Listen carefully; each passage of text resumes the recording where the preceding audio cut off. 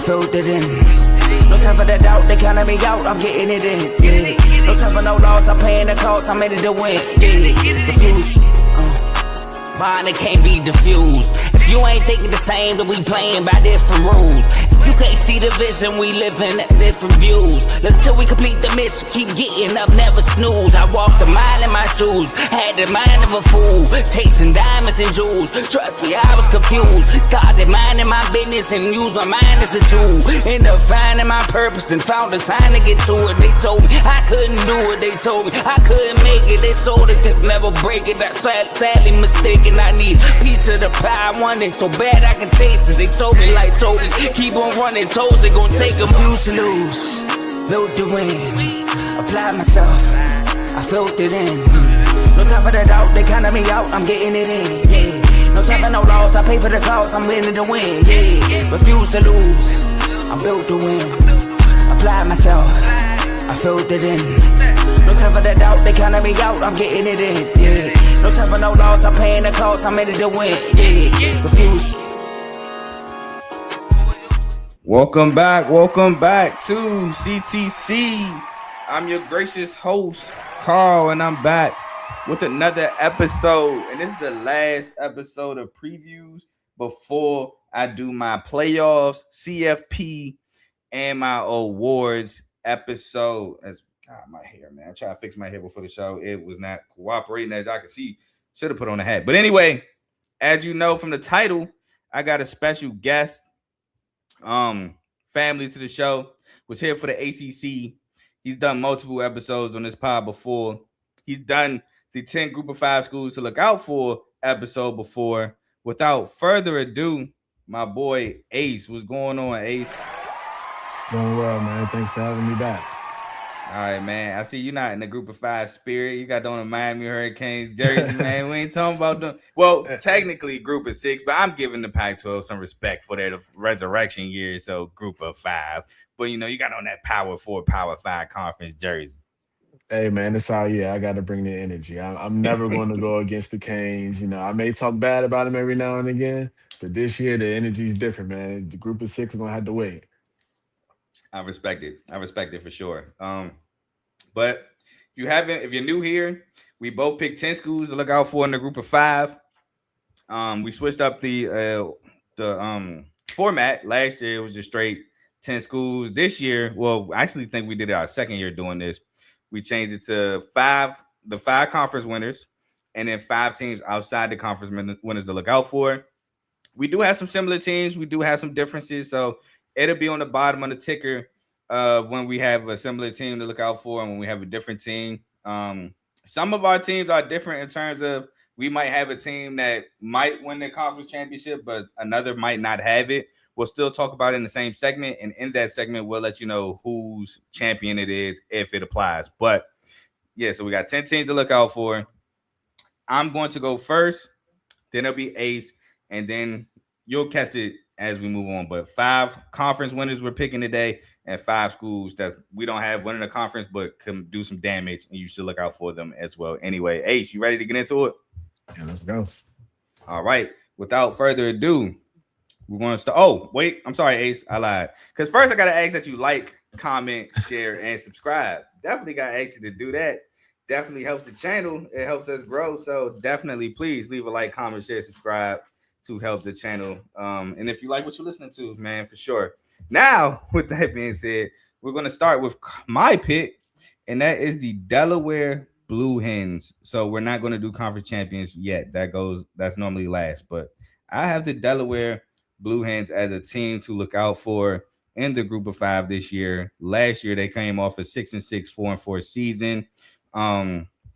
They won their bowl game. They won the 68 Ventures Bowl against University of Louisiana Lafayette 20-13, and they have a lot of starters returning. They probably have the most in the group of 5. Well, not the most because that goes to New Mexico, but they got probably the most in Conference USA. They have 12 starters returning.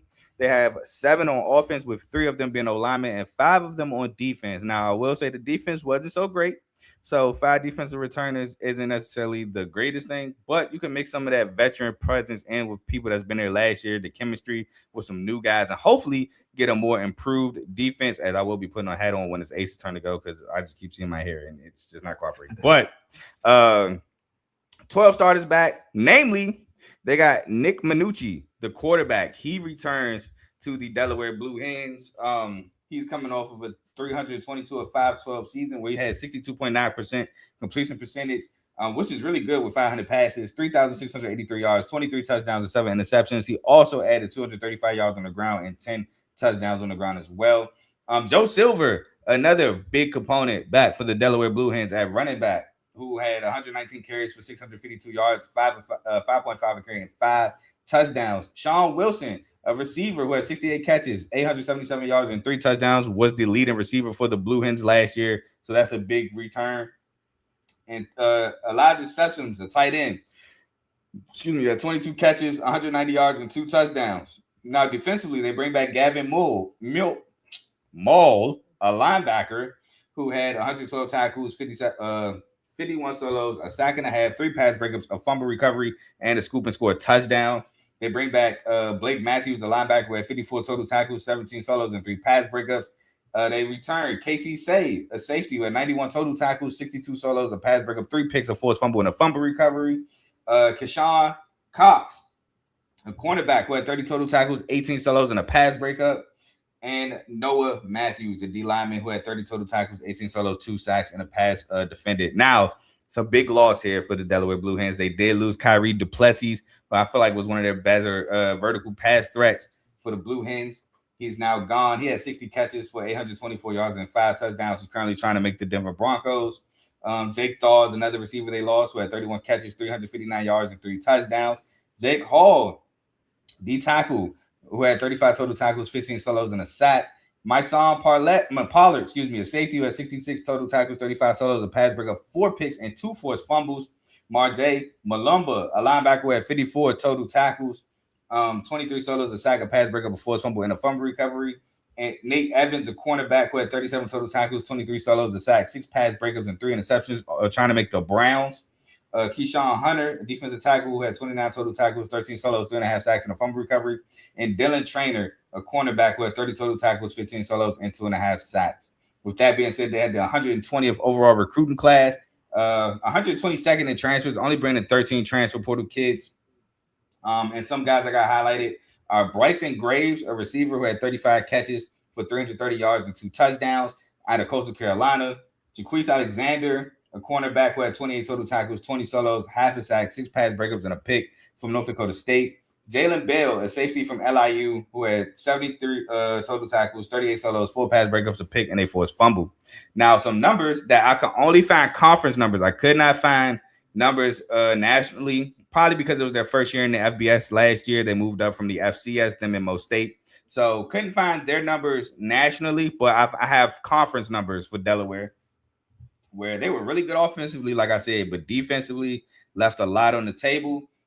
They were second in scoring offense, 11th in scoring defense. This is in the conference. First in total offense, 10th in total defense, 8th in rushing, 5th in rush defense, 1st in passing, 9th in pass defense, 1st in first downs gained, but then 8th in first downs allowed, and then 3rd on third down conversion on offense, but 9th in third down conversion percentage on defense. So, again, very good offense, not so great on defense. And it cost them some games last year. It cost you games like Western Kentucky, which that was a slugfest throughout.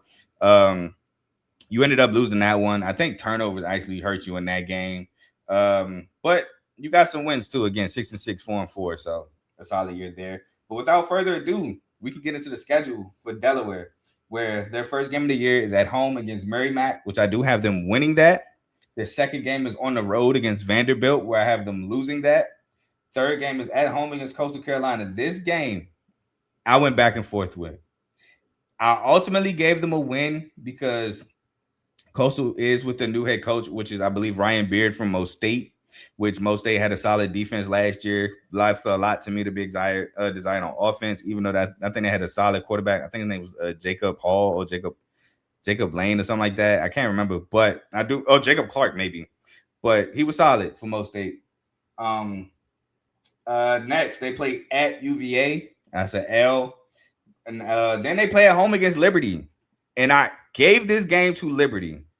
I did. I feel like Liberty brings back a ton of offense, which is going to be tough for this Delaware defense, who wasn't necessarily that good this year, and is the biggest question mark of my team. Well, of Delaware this year, not my team, but my team that I picked. So I went with Liberty. Now Liberty ain't the greatest on defense either, but they were better in my opinion than Delaware. So I gave this one to Liberty. So then next they play Middle Tennessee State, who Middle Tennessee State is competitive in terms of they be in games, but I got Delaware taking this one on the road. Next against Mo State, again, new coaching staff. So I gave this one to Delaware as a win. Then on the road against Western Kentucky, which Western Kentucky normally has some very explosive offenses and okayish to sometimes solid defenses. Last year necessarily wasn't the case. I feel like last year defense was not that good, but I still gave them a loss at Western Kentucky. They're playing on the road. No, Western Kentucky do have a new OC and quarterback, but they're normally fielding some. They had a new OC and quarterback last year with Rick Bowie and Maverick McIntyre. They still had a really good offense, so I'm gonna give them an L here. Then next they play at Kennesaw State, who is the Conference USA reigning champs. But as I was telling Ace backstage, I know they won. It just looked so ugly how they kept winning, and I don't know if I could put my eggs in that basket again. So I gave them a win against Kennesaw State. Then next they play FIU, who's also going through some turnovers. So I gave them a win against FIU. Then after that, they play at New Mexico State, which New Mexico State hasn't been the same since Pavia left. So I gave them a win here. And their final game of the year, they play at Jack State. I gave them an L against Jack State. So ultimately, I have Delaware going 7-5, 5-3, taking the over 6.5 win total by the hook, and having another solid year. Be a fun team to watch. Just defensively is another question mark going into this year. Same coordinator. So I'm interested to see how that looks. But without further ado, Ace, you're up, and your first pick is ECU. Yeah, so well, first of all, let me say I think Delaware is a great, interesting team to pay attention to this season. It's always fun when you see those FCS teams come up, and after a couple years, see how they're doing. And actually played in Delaware Stadium one time, I think, and oh, I'm sorry, no, that was I'm thinking it's Towson. But anyway, Delaware is It's always funny. I pretty. ran into you that game after we were Yeah, done. We yeah, lost. Kel. Yeah, I remember that. I definitely remember that. But either way, though, like just the jerseys and everything, you think of Michigan and all that stuff, just different shades. But anyway, let me get on to ECU. So I picked the ECU solely because Emory Williams, who was a former Miami Hurricanes backup quarterback, played a bit sometimes, broke his arm against Florida State. Very gutsy play, trying to get a first down on a comeback. But yeah, unfortunately, his time at Miami didn't go well. Also, I chose because of a wide receiver who transferred there named Ray Joseph, who I was very high on for a while. He just couldn't make his way on the field, unfortunately. But so yeah, ECU, they head coach, I believe, what was Blake Harrell. Blake Harrell, former defensive coordinator, got bumped up to head coach after a couple years. I believe the head coach got fired or something. They're coming off a 9-4 season last year. Uh, Obviously pretty good, but they lose a lot of production from last year due to just people graduating, transfer portal, and things like that. These mid-major conferences get rated in the offseason. So it's always like each team is having to start anew. I mean, honestly, that's kind of true across the board, but particularly for teams in these conferences. Um, I think that it is also a portal heavy team, so that cohesion is going to have to come together pretty quickly. I think basically their entire offensive line is just yeah, they're all basically, except for the left side, going to be transfers, but they're all pretty seniors. They're all pretty senior in their careers, so I think that's going to help with them and playing in this conference and having some success. Granted, I think it's going to be moderate. Now, the thing about them that I find interesting is that they do have a new offensive coordinator coming in for Jordan Davis from North Texas. And I think that Mm. is going to bring schematically is going to add an element to their offense that I don't think that they quite had last year.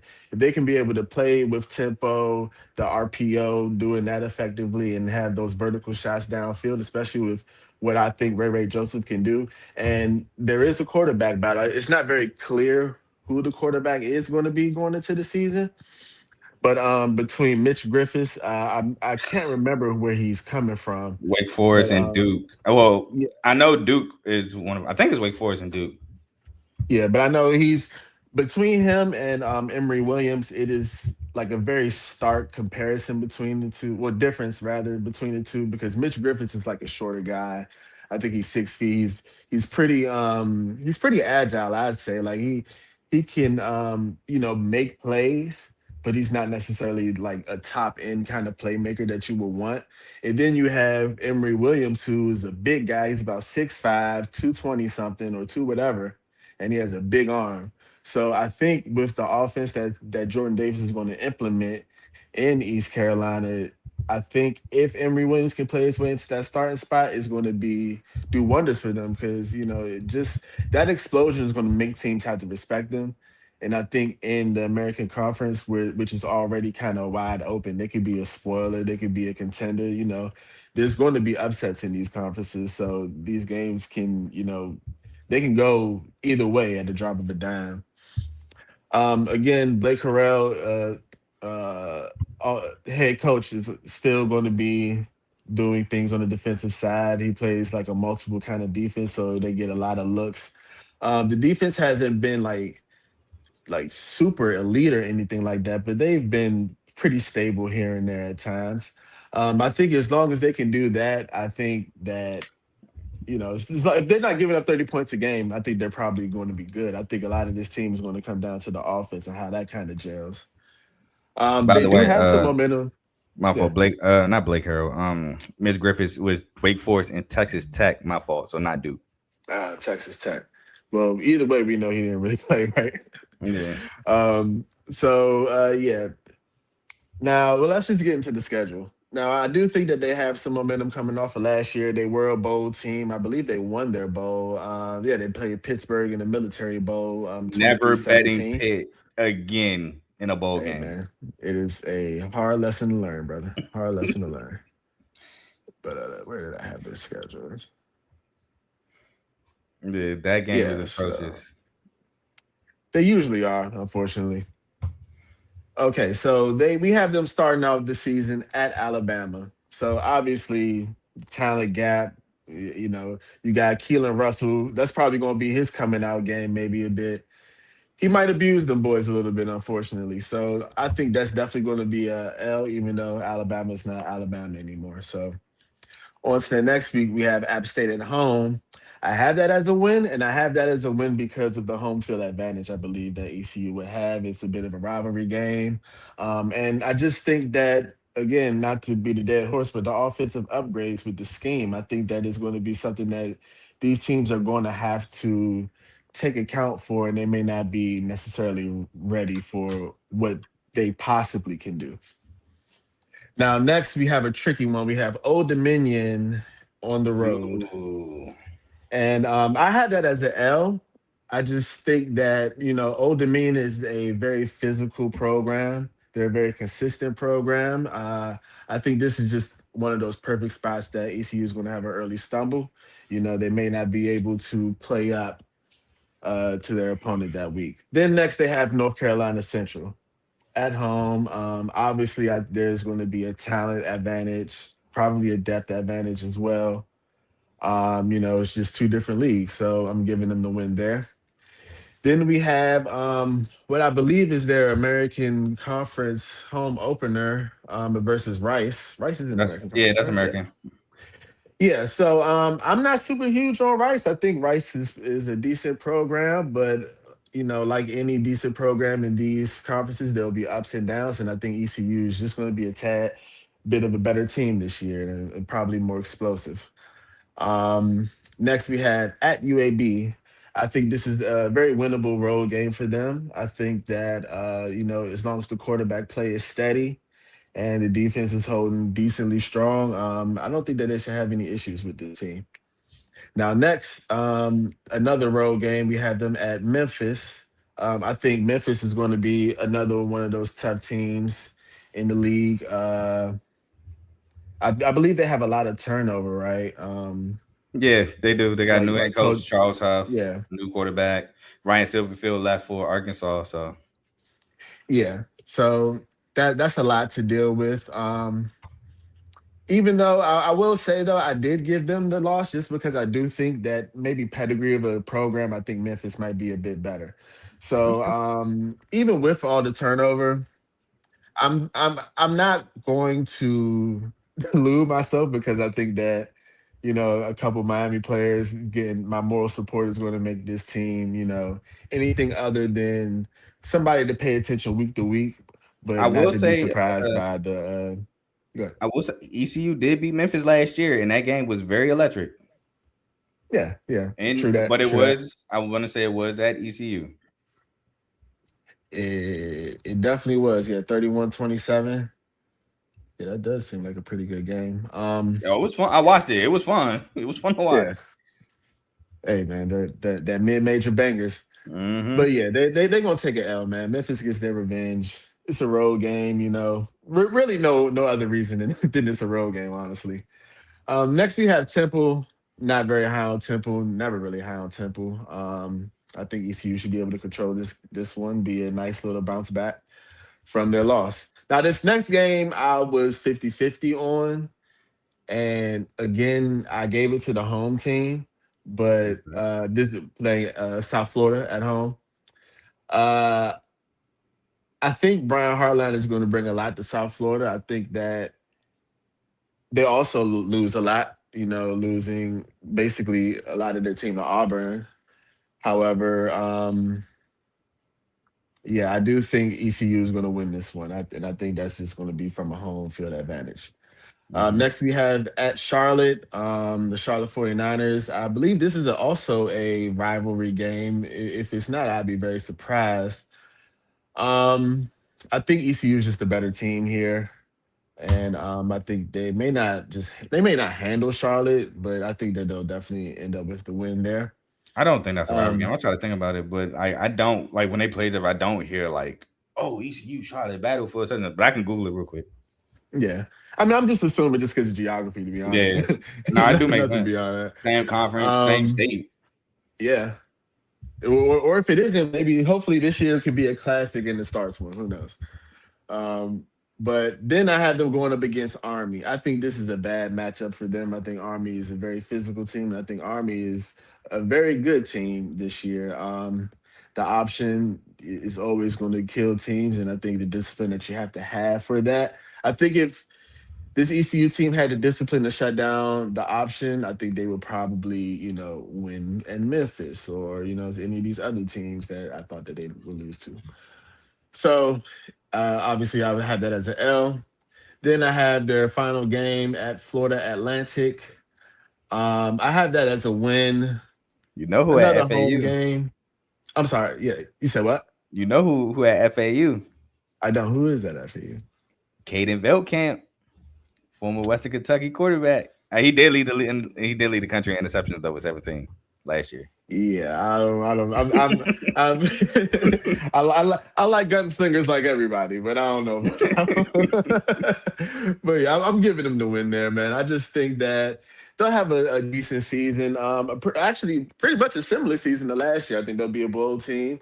I think they'll go 8-4 in the regular season and possibly win their bowl game, man. I think a decent season is ahead of them. Yeah, nah, I'm not mad at that pick. I know ECU got picked apart, like you said, and random tangent about what you said. People love to complain about the group of five not being able to compete, but love to, pluck from these group of five schools. Like, oh, they don't got the Absolutely. I mean, y'all look at taking the SEC. everybody. Look at the SEC this year. How many head coaches have they Man, what swapped Golish, or just gotten Silverfield, like, man, for people can sure. say those things, but I think that one, it's good when I think it's good when players and coaches from these conferences can go to other places because it For kind of sure. keeps the wheel rolling with good people coming in and out and keeping fresh faces. Because realistically, we can't expect these people to be there for 10 years. You know what I mean? Like some people, these are jobs for people. Yeah. Some people really don't like where they're living, or what I Hmm. mean, the kids don't like it. There's so many factors Want that more go money. into. Yeah, man, it's so many factors that go into why somebody is where they are, and Want Natty, Uh, Prestige, all that, yeah, bro. man. Yeah. Sure. Like all these guys are competitors. You know, everybody wants to Hmm. get to the top, and the top isn't East Carolina or Liberty or Memphis, For or sure. You're it goes absolutely on. correct. Not no disrespect to those programs at all, but Nah, that's but just what it is. you're not winning a natty at these schools. Like you're Yeah, just not, yeah, or you're not getting top dollar at yeah. these schools. So You all are fighting for one spot, and that or two spots, and those two spots are to get dogged. you know. I ain't gonna go that far. I mean, like, I I mean, love my group of usually to five. get You not, dogged. I you know. ain't, you ain't I love wrong. them. I Yeah, you're love them, not but wrong so I'm just far. saying. You're not wrong so far though. Yeah, You aren't wrong so far, they're not but no, all you're gonna get right. dogged eventually, but You're right though. I just right hate that now, narrative of these schools can never compete, but we're gonna pluck all their best talent from them and take yeah. them to the power forward, mixing them with all these great recruits, and then blame them for not being able to compete. It's like, bro, y'all taking the But time. God forbid, when the Texases of the world come around and pluck their players, and then it's a problem. You know, Yeah, the hypocrisy that's is crazy.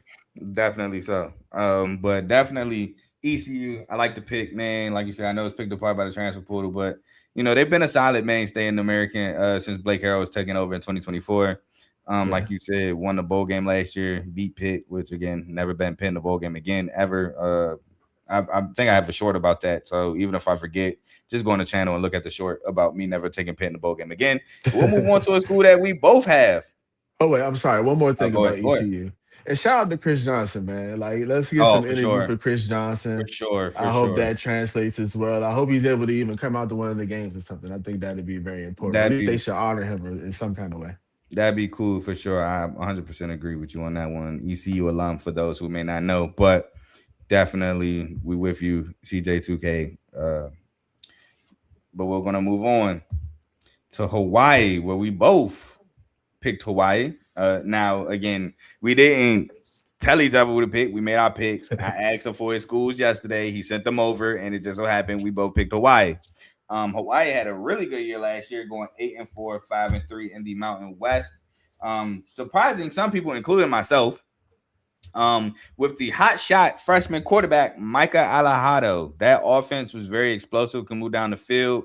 Micah Alejado, a quarterback, Profili Ashlock and Jackson Harris at receiver, with a tandem to be messed with. Defensively, they had their days. Some days they were good, some games they weren't, but ultimately they had a really good year. They beat Stanford in the season opener last year, which I got clowned, I think, for not being high on Stanford in the comments. And of course, when they lost that game, the person that clowned me, didn't ever show up in my comment section again. Just funny how that works. But they won the Hawaii Bowl against Cal, which was a funny. First of all, funny enough, because Stanford and Cal are both rivals. They beat both of them. And secondly, that was a good game. How Hawaii went down early, came roaring back to take the lead. Nice little back and forth battle of the Hawaiian quarterbacks and JKS and Micah Alejado. So, and it was the lone game on. I want to say it was Christmas Eve. So it was the lone game on that night. Really fun Sure game to was. watch. Yep. Really fun game to watch. But Hawaii was just fun to watch in general. Now they do have a bunch of turnovers. Jackson Harris no longer there. Only returned 3 starters on defense, 4 on offense. 2 of them being O linemen, and the other 2 being Micah Alejado and Profili Ashlock. Ace, talk to me a little bit about Hawaii before we go on to the returners and what they lost. Yeah, man, I think Hawaii is going to, like you said, they're going to be a fun team to pay attention to this year, but they're not going to be like a cute little sleeper. You know, they did go 9-4. They won a bowl game, so people are going to pay attention to them. The good thing for them is Timmy Chang has these boys rolling. You know what I mean? They have a legitimate quarterback. They have a legitimate wide receiver as well. Yeah. They have some defensive continuity coming into the season. I mean, the transfer portal does what it does, but I think they still have enough of a core where their team isn't really going to change philosophically, you know what I mean? And I think that they're going to have enough just to keep it together and continue the success. Yeah, man. And funny enough, I remember watching one Hawaii game, and Todd Gurley was just randomly there, and they gave Todd Gurley an interview during the game. I was just like, "What is Todd That Gurley is doing crazy. at a Hawaii game?" That is insane. But sure enough, he was there to give him an interview. So salute to Todd Gurley. But without further For ado, let's get sure. into let's I get mean, into these you know returns. ball, man. And What can you facts, say? facts. So they returned Micah Alejado, quarterback, who went 285 with 430 last year, 66.3% completion percentage, 3,106 yards, 24 touchdowns to 9 interceptions. Profili Ashlock, a receiver who had 76 catches for 827 yards and 8 touchdowns. Defensively, they bring back Jemiah Otis, Linebacker with 59 total tackles, 27 solos, a pick, 2 forced fumbles, a fumble recovery, and a scoop and score touchdown. Elijah Palmer, a defensive back who had 52 total tackles, 27 solo. No, wrong person. 29 solos, 10 pass breakups, 2 picks, a pick six, and a fumble recovery. And hey, you know it's Hawaii, so I'm going to probably butcher some of these names. But Yeah, for sure. Lester Lysine Lagafuna, a D lineman who had 37 total tackles, 20 solos, 3.5 sacks. They lost Landon Sims at running back, who went 122 carries, 559 yards, 4.6 a carry, 3 touchdowns, 37 catches, 272 yards, and 2 touchdowns. Jackson Harris, the big loss again, transferred to LSU.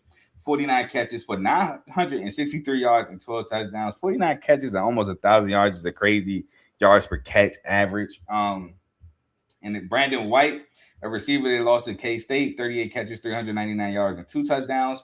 Peter Manuma, a defensive back who's trying to make the Patriots, 80 total tackles, 44 solos, a sack, and 7 pass breakups. Jalen Smith, a linebacker who has 60 total tackles, 28 solos, a sack, 2 pass breakups, and a fumble recovery. Kalinahi Mandiola Jensen, a defensive back who had 47 total tackles, 28 solos, 5 pass breakups, and 2 picks. Jaheim Wilson Jones, a linebacker who had 33 total tackles, 24 solos, 4 pass breakups, and a pick. Dejon Benton, a D lineman who had 32 total tackles, 21 solos, 5.5 sacks, and a forced fumble. Vendrell Edwards, a cornerback who had 31 total tackles, 25 solos, 6 pass breakups, and a fumble recovery.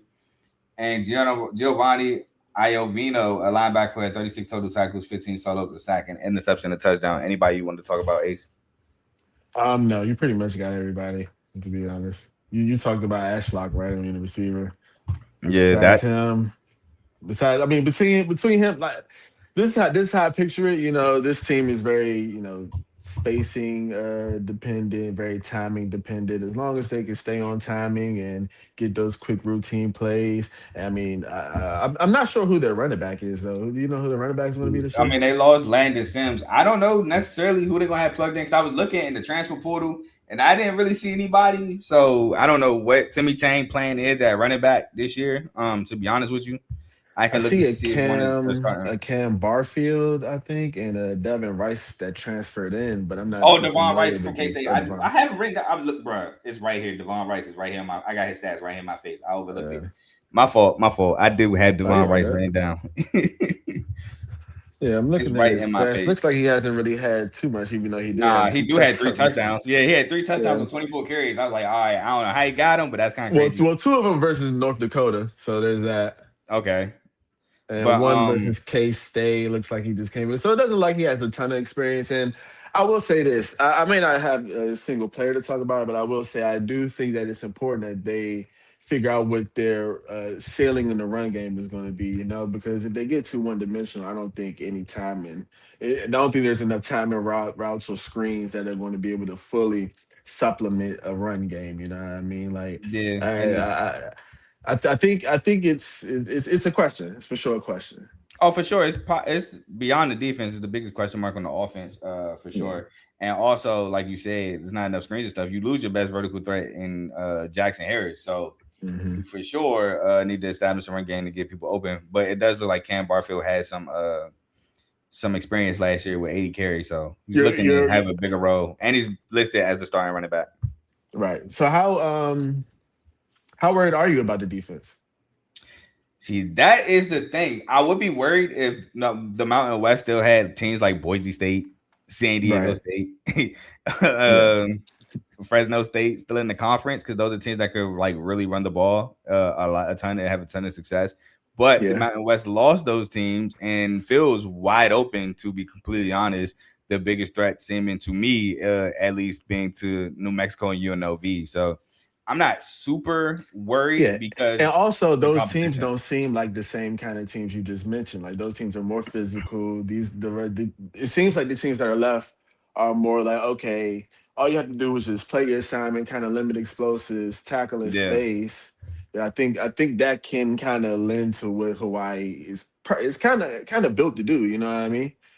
I feel like the only team that really worries me in the Mountain West in terms of Hawaii's defense is UNLV because Jaden Thomas. Yeah. And New Mexico because I feel like New Mexico was a really good team defensively. and they can play like actual and what I call in the collegiate game NFL ball, which is run the ball and play really good defense and beat teams that way. Right. Yeah. And I couldn't agree more. I think those teams are definitely going to be the biggest hurdle for to them getting anything in this conference. But yeah, and I do think Hawaii is going to be a fun team to watch regardless, though. And they could possibly beat UNLV or whoever else. Uh, just depends on how they hold up, especially with travel as well. Yeah, and it's not like Hawaii's defense was the main stay for Hawaii last year. Like the defense, Yeah. like I said, it had its good days, it had its bad days, but they, offensively were so good and made so many plays offensively. And plus, you still have to deal with the factor that you have to travel to Hawaii. I think that does particularly for affect, UNLV for sure. I think that affects some teams' games when they have to travel over to that island, the time difference and everything like that. I think that does bother some people. And I think it definitely depends on how far you're coming from. Like North Dakota State, that might be a little weird for them, especially that's probably going to be their first experience with such, like, I guess, crazy travel. Yep. North Dakota State is in Hawaii, so yeah, for sure that could definitely bother North Dakota State. Them, UNLV, Sac State, they play Sacramento State at home. That could be different for them. Yeah, absolutely. I don't think New Mexico. They play at Northern Illinois this year, don't they? So that could be crazy for drastic. Hawaii. Yeah, that's drastic. Yeah, so we'll see. Yep. Which shout out Northern Illinois, they're now part of the Mountain West. I forgot to announce the conference realignment. I wrote it down, but I forgot to announce it, which I can do at the end of the segment. But yeah, man. So let's get into the transfer portal. They were 125th in overall recruiting class, but 104th in transfers, bringing in 18 transfers, but they brought in 7 defensive transfers. So a little under half of their transfers were defensive players, again, trying to re-rock the defense of last year. Now, some guys I wrote down: Spencer Elliott from Portland State, who's an edge rusher, had 42 total tackles, 26 solos, 6.5 sacks, a pass breakup, 2 forced fumbles. Again, I wrote down Devon Rice, looked dead in my face and said, I didn't write down a running back. He had 26 carries, 94 yards, 3.6 a carry, and 3 touchdowns transferring from K-State. Caleb Brown, a cornerback from VTech, who returns to Hawaii. He was at Hawaii in 2024, where he had 24 total tackles, 19 solos, 7 pass breakups, and a forced fumble. Aldrich Harris, a receiver from Washington, who had 5 catches, 99 yards, and a touchdown.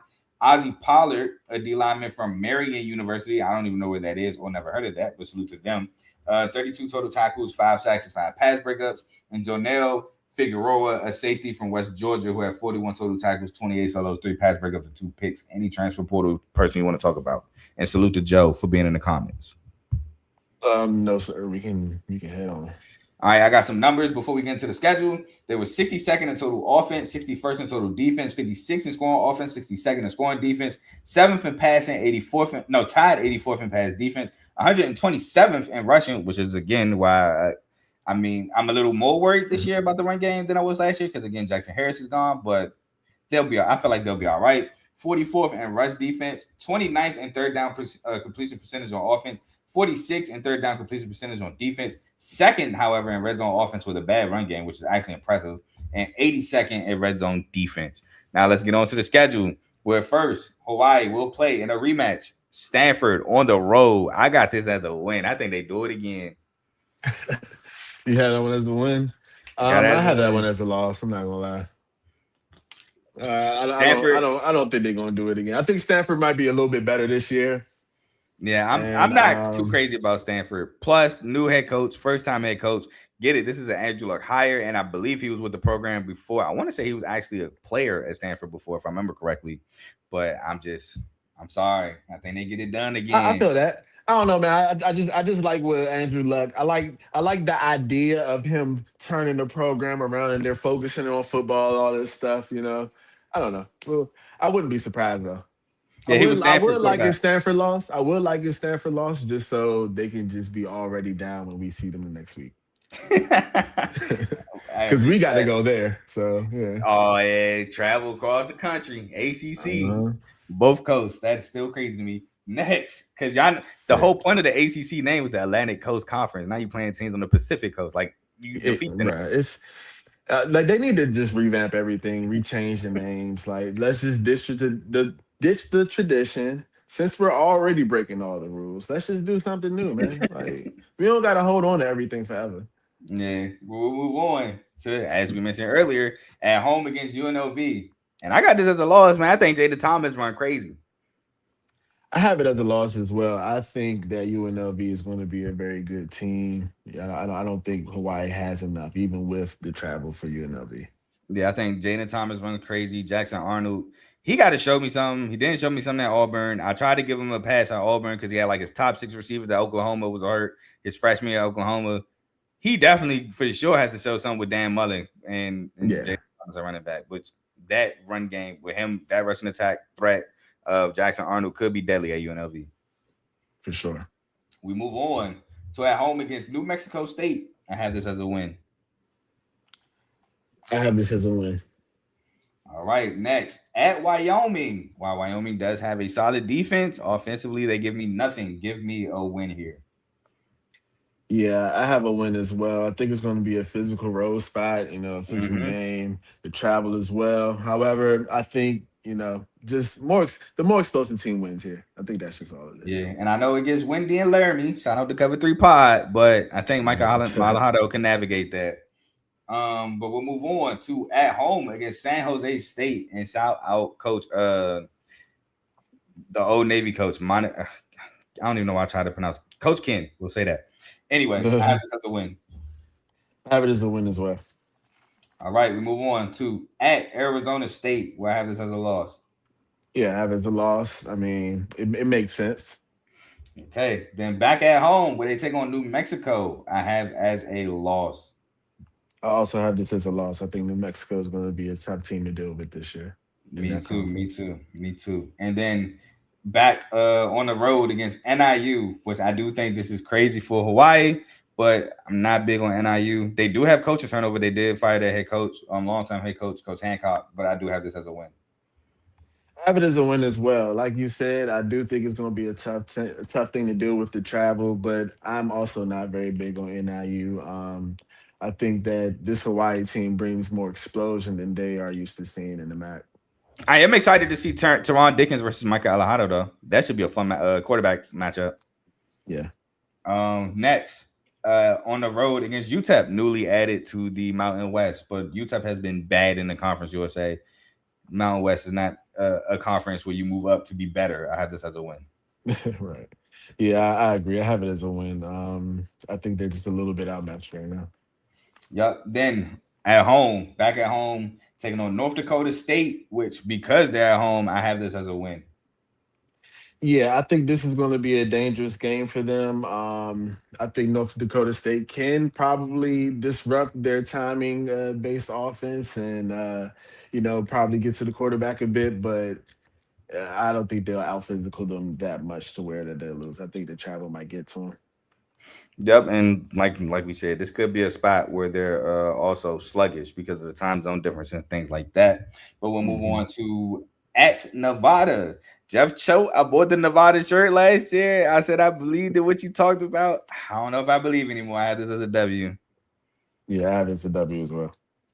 And last but not least, the final game against Sacramento State, newly added to the MAC. I have this as a win. I have it as a win as well. I don't think Sacramento State has enough. And aren't they like paying teams to travel to come to play them or something like that? I could have sworn I seen something like that. I don't But remember seeing that, but I can look that up real quick because I don't remember I, seeing that. I might have heard it on the podcast or something.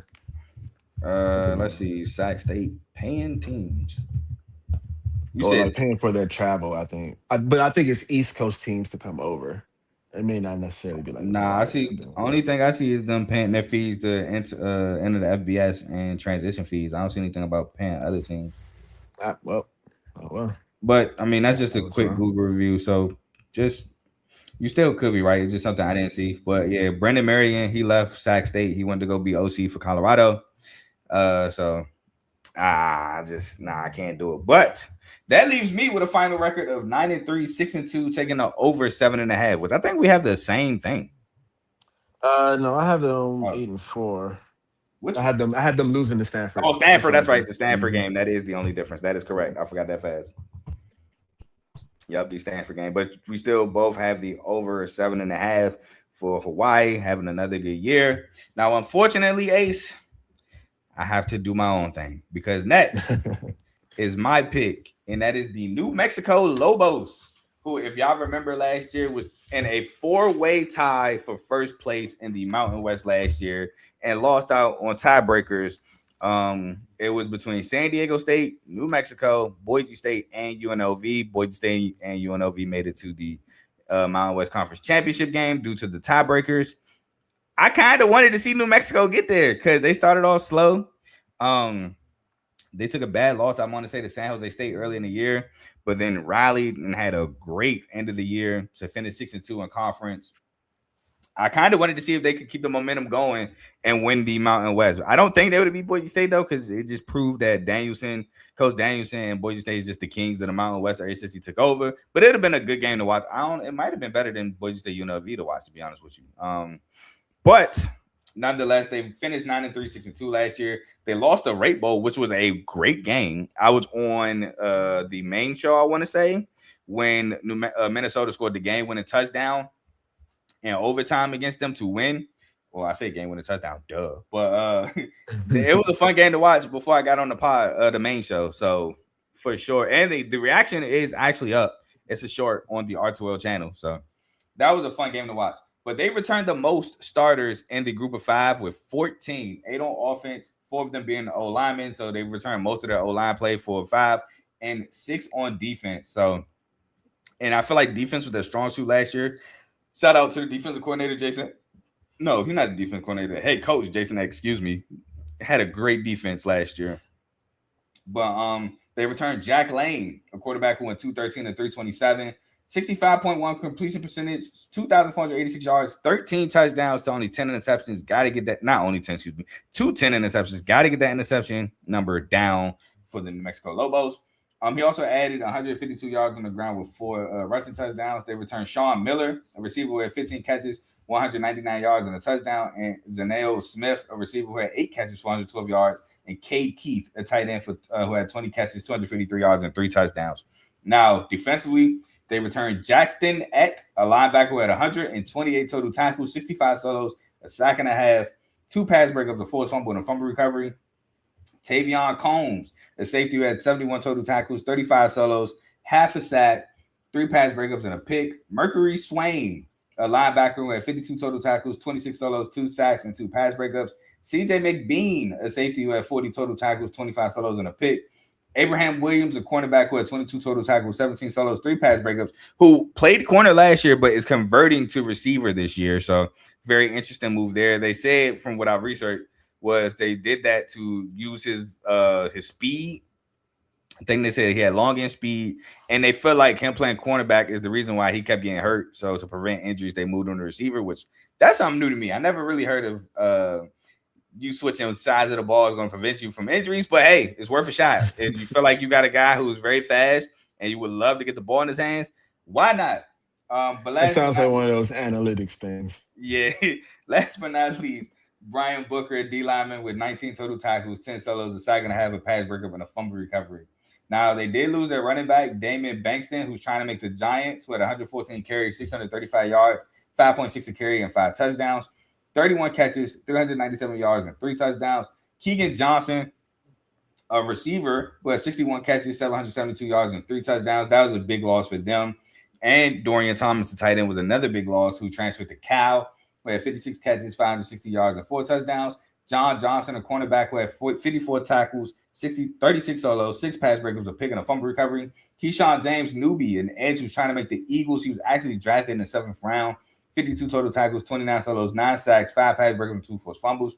Brett Kerhu, a DN who had 29 total tackles, 17 solos, 7.5 sacks, 2 pass breakups, and a forced fumble. And Kawan McCray, a D tackle with 38 total tackles, 18 solos, a sack, 2 pass breakups, forced fumble, and a fumble recovery. Now, they had the 90th overall recruiting class, 105th in transfers with 19 transfers. A guy that I have highlighted is Miles Williams, a receiver from Eastern Washington. He had 41 catches, 524 yards, and 2 touchdowns, looking to help replace the loss of Keegan Johnson. Armani Arnold, a cornerback from Cincinnati, who has 16 total tackles, 9 solos, and 3 pass breakups, trying to help bolster an already really good group of five defense. He brings some power four, power five conference talent. Eric McLean, a cornerback from Ball State, who had 28 total tackles, 21 solos, 2 pass breakups, 2 picks, and 3 forced fumbles. So it looks like this guy is a turnover machine, 5 total turnovers, and it's crazy when your cornerback has more forced fumbles than interceptions. It means he's not afraid to get his nose dirty in the run game. And Troy Omeir, a receiver from UNLV who had 31 catches, 514 yards, and 5 touchdowns. So some numbers from last year: they were 88th in total offense, 41st in total defense, 72nd in scoring offense, 46th in scoring defense, 90th in passing, 86th in pass defense, 77th in rushing, but 21st against the run on defense. Tied 71st on third down conversion percentage on offense. Tied 75th on third down conversion percentage on defense. 95th in red zone offense and 96th in red zone defense. On to the schedule, where their first game they will be taking on Central Michigan at home, which I do have this as a win. Central Michigan's a solid MAC school, really good defensively. Offensively gives me nothing. Beyond they had like Lou Nichols a couple years ago. They tried to hype Burt Emanuel at quarterback, just never saw it. He was just a running threat, couldn't throw the ball for real. I want to say he actually went to San Diego State last year. I just can't with Central Michigan. Sorry, cousin. My cousin graduating from there. Sorry. At home against Mercyhurst, I have this as a win. On the road against Oklahoma, loss. Don't need to explain that. On the road against New Mexico State, I do have this as a win. Again, New Mexico State just has not been good to me since Diego Pavia and Eli Stowers left. Then they play at home against UTEP. I have as a win. On the road against Hawaii, I think defensively they will affect Hawaii enough to beat them, even though they are on the road and could come out sluggish. That is a thing, but I feel like they won't. I feel like Coach Ecker have them ready to go. They played North Dakota State at home. I do have this as a win. I think this will be a low-scoring affair, battle of the defenses that New Mexico will just pull this game out at the end. On the road against San Jose State, I have this as a win. Again, very good defense. I think San Jose State can be ran on. So this will be and it's a revenge game. It's a game that New Mexico probably shouldn't have lost last year. So we'll see about that one. At Nevada, I have as a win. Again, Jeff Choate. I need to see the believe at this point. At home against UNLV, I have their first Mountain West loss against UNLV at home because I just feel like Jackson Arnold and Jaden Thomas is going to be a lot to stop there. On the road against Wyoming, another defensive affair, but I think New Mexico defense is a lot stronger than Wyoming's defense. I just feel like Wyoming defense is solid, but it looks better than what it is because their offense just gives you nothing at Wyoming. And their last game against Air Force could get tricky because Air Force in that option can definitely be dangerous, and they could sway how things go for some teams. But I do have this as a win, having New Mexico finish at 10-2, 7-1, taking an over 8.5 win total for New Mexico. Shout out to Kev in the comments. G5 is the group of five. So basically, well, it might be G6 to most people. I gave the Pac-12 the respect. Yeah, I gave the Pac-12 the respect. So it probably will change next year. I already announced it on the Pac-12 episode. But basically, the group of five is the American Conference, the Sun Belt, the Mountain West, the MAC, and Conference USA. But appreciate you, Kev, for tuning in. But I'm going to pass the mic to my boy Ace, because now it's his turn to go over Liberty. Yes, sir. Now Liberty. Liberty coming off a pretty bad season by their standards last year. I believe they went 4-8. But they had a new head coach, right? This is his second year, if I'm not mistaken. I thought Jamie Chadwell from Coastal was their head coach. He is. He's been there for a while. I think this is his third year there. Okay. Well, yeah, sophomore slump, clearly.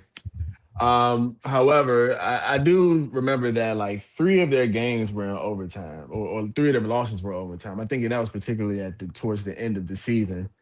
So that's not to say that this team. I'm sorry, 4th year? Yeah, he was there 2023. Okay, yeah. So either way, I'm just interested in Liberty because I've always enjoyed watching their run game, right? Liberty has always had a very explosive run game, and what I find very interesting about them going into this season, they've had like a slew of transfer running backs that came in, and all of their running backs are very capable and have shown that they can do something on the level. They may not have had a ton of playing time, all of them, but you got Cam Davis, I believe he's from Florida State coming in. I remember him. Peyton Jones. I'm sorry. They was hyping up Cam Davis like as a freshman 2 years ago. Yeah, I remember yeah, him. yeah. They thought he was going to be that. You Hmm. got Peyton Jones. I believe Peyton Jones is from Army, if I'm not mistaken. Let me see real quick. I got Oh you. no, Keep he's going. from Duke. He's from Duke. Peyton Jones is from Duke. He was a guy who didn't really get the chance because Duke had such a great running back last year, but he is Man, capable. And Kanye Udo, he from came Army, he's from still in the league. Army. He's still in Yes, college. yeah, Playing from Arizona yeah, State him, last year. yeah. It was Arizona State, not Army. No, But he was at Army well, he two was years at Army ago. Yeah. previously, and then Arizona State. Hmm. But he is a very good running back, obviously very capable. I believe he had over 700 yards in one of those seasons. And then It you was have probably 2 years Makai ago. Jackson. I'm sorry. It was probably 2 years ago when they won the American Conference, when they beat Tulane in the American Yeah, it Conference had to be. Championship. It had to have been. But you also have Makai Jackson coming in. Makai Jackson from for App State, and then he went to Indiana, and Okay. he didn't really get a lot of burn in Indiana last year, but he was very Hmm. capable at App State. Now, Hmm. when we talk about Liberty, the question is quarterback, right? Hmm. The quarterback last year, his name is Ethan escaping me Vasco, right now. Ethan Vasco who got hurt. did get hurt, but he also wasn't like the Yeah. craziest either. You Hmm. know what I mean? And I think that obviously, I think that he has a chance. I think it's pretty much going to be a battle between him and this kid, Deshaun Purdy, Oh, from from Charlotte. No, from Wake yeah, Forest, from but he did Charlotte. go to Charlotte. Yeah, exactly. He did go to Charlotte, then to Wake Forest. I think that I don't think he always had a ton of time to shine. I don't think he played much at Wake Forest, He but his didn't. He year at got, Charlotte yeah. was decent. Hmm. It He was was decent. cool. 1,800 yards, ten touchdowns, six interceptions. Not the greatest in the world, but I think that if you have him in there, obviously he's less of a runner than Vasco. And however, I think with Makai Jackson coming in, that caliber of receiver who can be a playmaker, I think it could be enough, especially with this running game. I think the depth that they have there is going to be a lot for the Conference USA. And this is not to say that they're going to be like Jack State running over everybody and just winning and everything, but I think it does give them a great chance with a lot of the games that they're going to play. I will say So Jimmy with Samuel that, would love to be that. Remember yeah, Grayson yeah, McCall in the Man Coastal? yeah. And I think that he wants that with Vasco, because Grayson McCall could do both, and it was Yeah. the threat of whatever he was going to do that Hmm. had teams so on edge. But I think that he has some of the ingredients, and there there's room for a lot of volatility, obviously, because it's the Conference USA, and teams go up and down. However, also Aaron Fenimore, he's a great center. I think he is going to be a great leader of that line and going to help perpetuate that physical nature that I think that this team wants to be, and and how they are when they are at their best, Hmm. right? So let's go to the schedule. Yeah, I will say Liberty gave JMU a scare for quite some time last year. Yeah, yeah, and they play JMU pretty tough, Yeah. and ironically, they're starting off at JMU, right? Hmm. So a battle between the Sun Belt power. Unfortunately, I do think that they are going to lose. I just think that James Madison is a better team, better program. That has to be a rivalry, right? Both in Virginia. I don't know if it's technically a rivalry because JMU just moved up like 3, 4 years ago. They could be it could be Eh, manufactured into one for sure. Yeah, yeah. I But mean, yeah. You're right, actually. But again, I'm just same state, close enough. Let's just go, right? hmm. So, but anyway, that's definitely going to be a loss for them, unfortunately. The next you have Gardner Webb. Gardner Webb, not the greatest team. I do see this as a clear W for them, a home win at that, their home opener. So from there, then we're going to go on to Ball State. Ball State, decent program, very up and down over the years. But a home game, also another game that I think they're going to be able to control it with the run game, with the slew of running backs, and just just be able to pound the ball and run the clock out, handle their business. Next, we have them going to Coastal Carolina. This is going to be a game on a short week. And granted, Coastal Carolina is a team that's not really the greatest. I guess they're probably still a bit of a rebuild mode, but I They do just got think a new it's a head coach. dangerous team. Yeah. So I do think they're a dangerous team, though, even still. On a short week, on the road, I just have this being the L. I think, this may be a game where they have to be more explosive or, turnovers may plague them, something like that. You know how the college game can be. Mm-hmm. So next, tricky game at Delaware. I think that the run game and the scheme may give them a bit of advantage, which is why I'm going with them for the win. Okay. Obviously, I think it's going to be a tough game. I don't think that Delaware is an easy opponent by any stretch. However, I just think it's going to be a good conference road win for them, and hopefully, they can carry that on further into the season. I had Delaware losing that game too. Great, even better. So next we got Sam Houston State. Sam Sam Houston Houston. State. Sam Houston. I Oh, think they Sam dropped the Houston. state from that. They Really? dropped the state. Yeah, I think like 2 years ago they dropped the state. Well, I mean, it's not a state, so I Yeah, understand. I ain't mad at it. Yeah, it makes it a little simpler. So Sam Houston. Sam Houston looks like they're going to be a W for James. I'm sorry, not for James Madison. For who am I talking about right now? For Liberty. W for Liberty. I just don't think that Sam Houston really not that they don't compare, but I think it's just a bit of a talent difference there. Mm-hmm. Nah, I 100% get what you're saying. I don't even think bro Next, any there anymore either. Their quarterback, what's his name? Hunter Watson. I don't know. The name actually doesn't ring a bell, unfortunately. He's Next a at quarterback last Kennesaw year. State, we have another W, I would say.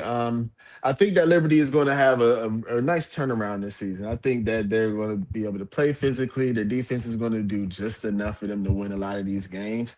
I don't think that they're playing any teams, especially going forward in the schedule, that are like out of their range or unbeatable, to be honest. So I have them getting the win right there. Okay. Now, next at New Mexico State, obviously, the travel may get them a bit, but like you said, New Mexico State hasn't done anything since Pavia, and I don't think that that's going to change just because they have to go across the country. So that's another win on the road. Next, I have them playing Middle Tennessee. I think Middle Tennessee is probably one of the worst teams in the country this year. Ooh, for Very real? not high on them. Yeah, I don't see a lot.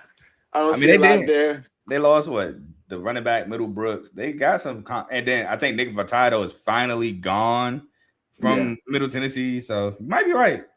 Yeah, or it could just be the hate in my heart from years past. Oh, But I forgot that happened. Oh my! I forgot. could be a hate in my heart. But you know what? It's all right. Mario turned around. Anyway, so that's a Oh, W. Actually, I would just do this. So next, I have them versus against Western Kentucky, which I do think is going to be a tough game for them. I have them beating Western Kentucky though. I think it's going to be a big win. that's They're at interesting. home. So it's just going to be a big Conference USA win for them.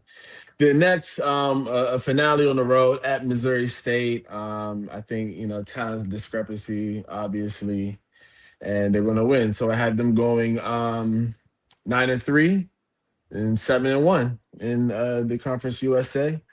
I think I have them. It's going to be a big turnaround from last year, and I have them playing my Conference USA Conference champ. USA champs. I was about to say with that record, you got to have them in the championship game. I will say 100%. most they got new head coach because their head coach Ryan Beard left and took the Coastal Carolina job. I can't remember who's their head coach at the moment right now, but most they were solid. I can see Liberty definitely Oh, dusting them off though, but they were solid. Um, I forgot that happened. I promise you, I erased that from my I memory banks, bruh. I probably would should never too, bring. honestly. I might bring it up not for y'all, but for Kev purposes, because I know Kev don't know what we talking about right now. But hey, bruh, that is hilarious. But while we went on Ace to get back in camera, I'm not mad at his Liberty pick at all. I do feel like last year they dealt with injuries at quarterback with Ethan Vasco. They were in a lot of games. They were competitive. It's just didn't come out with the results they wanted. And I feel like Jamie Chadwell, he's a good head coach. I mean, we saw him turn around Coastal Carolina, win the Sun Belt title in terms of a tiebreak due to, the illness that swept the nation. They tied with Billy Napier in University of Louisiana Lafayette in 2020 for the Sun Belt Conference Championship. They didn't play the game, but both of them got rings, so salute to him for that. He had Coastal pretty much a 10-win team with Grayson McCall and Coastal previous to taking the Liberty job. So I'm not mad at your pick with Liberty at all. But we both back on the mic because we are both talking about JMU, James Madison, who is coming off of a college football appearance where they lost in the first round to Oregon 51-34. But previous to that, they had an 11-1, 8-0 season. The crazy thing about JMU, they only lost to Power 4 conference schools last year. They lost to Louisville, which they were up 14 for like a good bit against Louisville before Louisville in the second half pretty much dominated. First half, though, however, JMU was dominating them, getting stops on fourth downs, not allowing short yardage conversions easily. It was a good game to watch. If you were a Louisville fan in that game, you were probably nervous going into the second half. But yeah, those are the only two losses they had: Louisville and Oregon, which are Power 4 schools. Other than that, they went undefeated against a group of 5 schools. They went 8-0 in the Sun Belt, 11-1. Won the Sun Belt Conference Championship against Troy, 31-14. So just, which I think was their first ever Sun Belt Conference Championship due to them having to sit out because of the stupid transition rule where that doesn't allow you to instantly yeah, because that was their first year, right? Yeah. So Signetti could have got one at JMU, but he wasn't allowed to play in the Sun Belt Championship game due to the transition rule. But they only returned 3 starters, however. So a bunch of turnover. They returned 1 offensive lineman and 2 defensive players. But before we get into that, I do have to discuss their new head coach because Bob Chesney has left and taken the UCLA job. Billy Napier's back in Sun Belt, baby. Florida didn't work, so I'm gonna come back to the conference where I had some dominance. I'm going back to the Sun Belt. Again, when I was talking about Chadwell going against ULL, he was supposed to go against Billy Napier.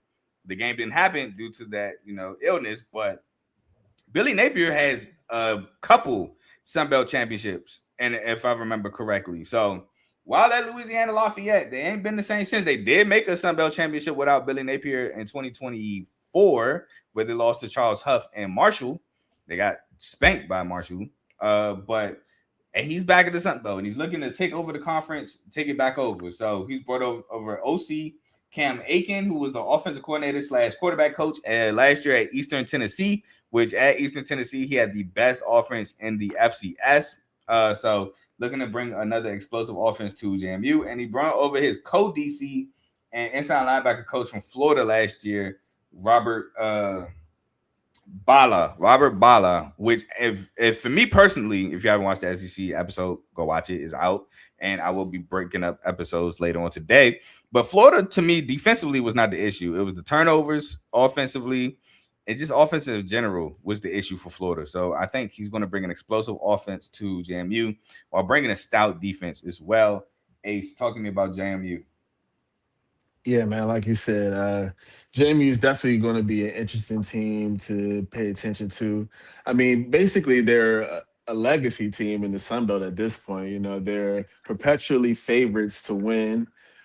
They've constantly shown that no matter who's the head coach, they're going to go out there. They're going to be a physical team. They're going to be an explosive team. They're going to play at their best every down, basically. And losing Bob Chesney is going to hurt. Losing Bob Chesney, losing Lonzo Barnett, losing Wayne Knight, multiple defensive playmakers.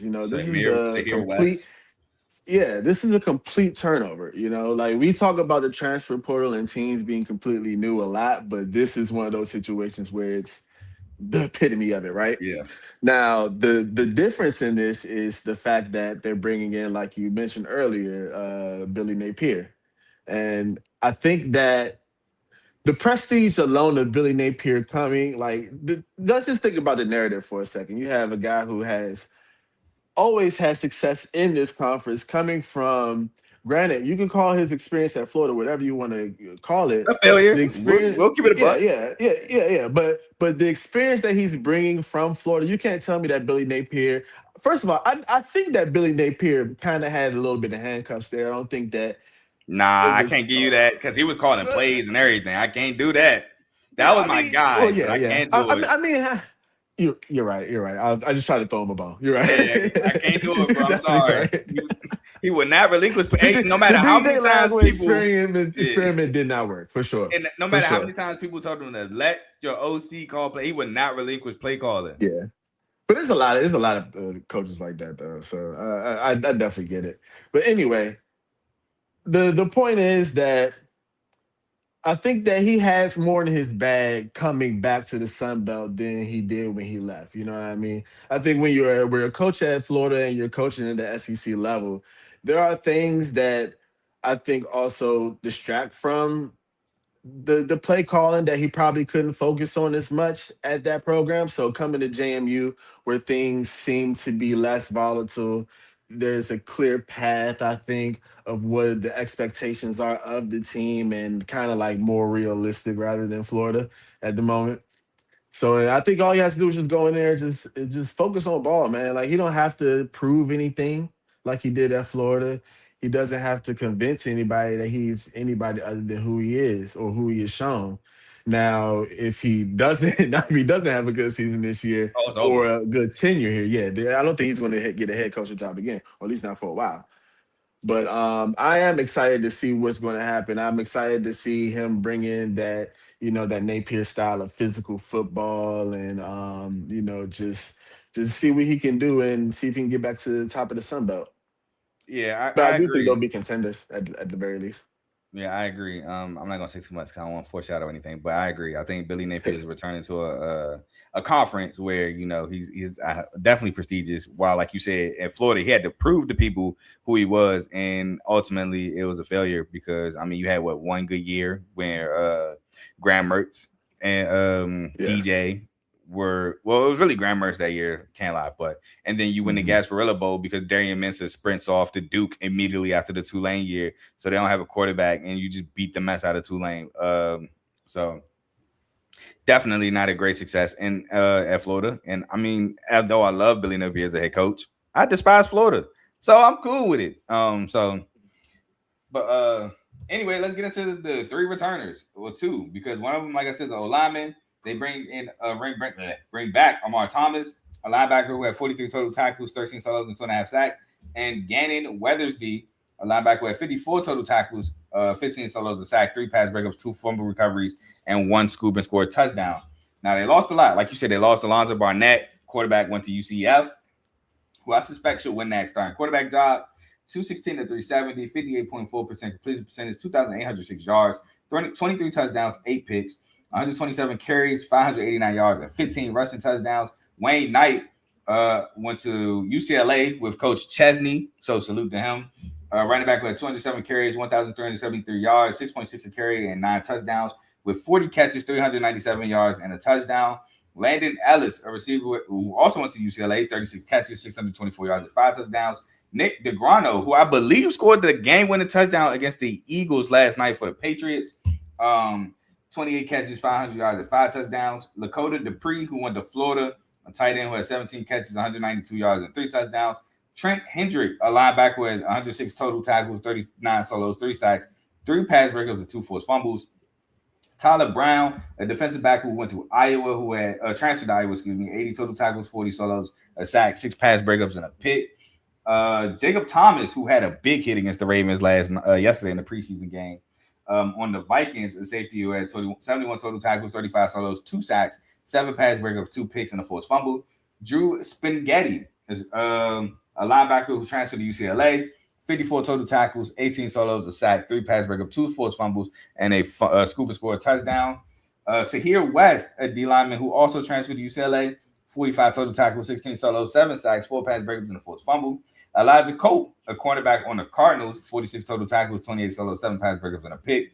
Derek Barksdale, a defensive back who transferred to UCLA, 36 total tackles, 22 solos, 12 pass breakups, and 2 picks. And Justin Eaglin, a defensive back who transferred to Colorado, who had 35 total tackles, 22 solos, 8 pass breakups, 5 picks, and a touchdown. Anybody want to talk about before we move on to transfers? No, sir. All right, so they had the 75th overall recruiting class, which is really good for a group of five school. 61st in transfers, which is superb for a group of five school. But they had 41 transfers. And to the knowledge that I've done, that is the most in the group of five schools that I'm talking about. But he had a ton of transfers. Some that I have written down is Javis Myatt, a safety from Texas State, who had 32 tackles, 16 solos, a sack, forced fumble, and a fumble recovery. Jeremiah O'Harrison, a receiver that the OC is bringing over from Eastern Tennessee, who had 38 catches, 652 yards, and 5 touchdowns. He brings over his tight end as well, Cole Keller, 22 catches, 226 yards, and 2 touchdowns for East Tennessee. Nakeem Jackson, a linebacker from Nevada, who had 53 total tackles, 23 solos, a pick, and a pick 6. DJ Kelly, a cornerback from Toledo, 10 tackles, 6 solos, a pass breakup, a pick, and a sack. And Keytron Simpson, edge from Lamar, who had 47 total tackles, 6 solos, and 2.5 sacks. Any transfer portal you wanted to talk about? I believe Camden Coleman, the quarterback from the FCS level. I think he has the chance of winning the starting job. I'm not sure exactly if they've chosen the starter yet, but I saw a couple of highlights on him from Twitter. I don't know how I saw it randomly, but I know he comes from a place where it seems like there's some passive production. He has a bit of mobility. It's So from I think Richmond. that'll Richmond. Richmond Spiders. Yeah. Yeah, I think, yeah, and within the state, it's probably going to be a comfortable transition for him. Maybe he can win the starting spot. But other than that, that's about it. I know this team is full of transfers in certain spots, but yeah, I just kind of, to be honest, my thing with this team is pretty much just off the prestige of the program, the prestige of the coach. I think that they're just going to be pretty Pretty good. much. Pretty much. I don't really know too many of the players, but I'm pretty confident that they'll have a decent season to be in contention. Yeah, pretty much. And George Petaway is also back at running back. Yeah, So from injury, right? I don't remember if he got hurt or no. If just Wayne Knight just was that good that George Petaway just got limited carries. I don't remember. Because he had a pretty good season that year before. Yeah, I'm about to say I don't remember him being hurt. I just think Wayne Knight was just that good. But George Petaway is going to be, a guy who has that culture. Is going to help instill the culture, the JMU culture within the new guys from the transfer portal, things like that. Starting quarterback, I trust Billy Napier to name the right guy at QB, and I trust his OC who had a ton of success at the FCS level. So, yeah, I'm pretty much, like you said, trusting the coaching staff, trusting the prestige of the program in this short 3-4 year time span for them to be good. Without further ado, I got some numbers, but y'all can take it with a grain of salt because there's a new coaching staff.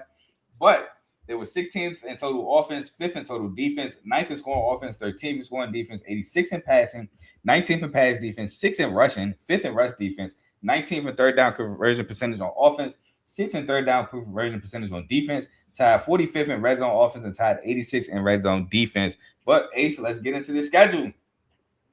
Now, I'm going to do this real quick, Ace. I have them winning every game except for at San Diego State. Oh, okay. All right. I have them. If you need me to, I'm still going to go over the schedule. So if you want, we can do it. You don't have to if you want, but I had them. I had them with 3 losses. All right, so I had them with 3 losses, and they're all back to back.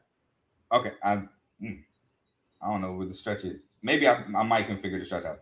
But first game is at home against Liberty. I'm sure you could. That's the W. That's the, yeah. I'm about to say from the Liberty program. Yep. The next game is at home against Wagner. I need to say because I'm about to say I named mine. So at San Diego State, I think this starts off the 3-game losing streak for you, doesn't it? It does. Yeah, I knew this was the stretch. It does. Then at Old Dominion, I have it as a W. You have it as a L. It's a loss. It's just a nasty little game, nasty little rivalry. That is a nice game, though. I can't lie because we both like Old Dominion and JMU. But Old Dominion lost Colton Joseph. Colton Joseph went to Wisconsin.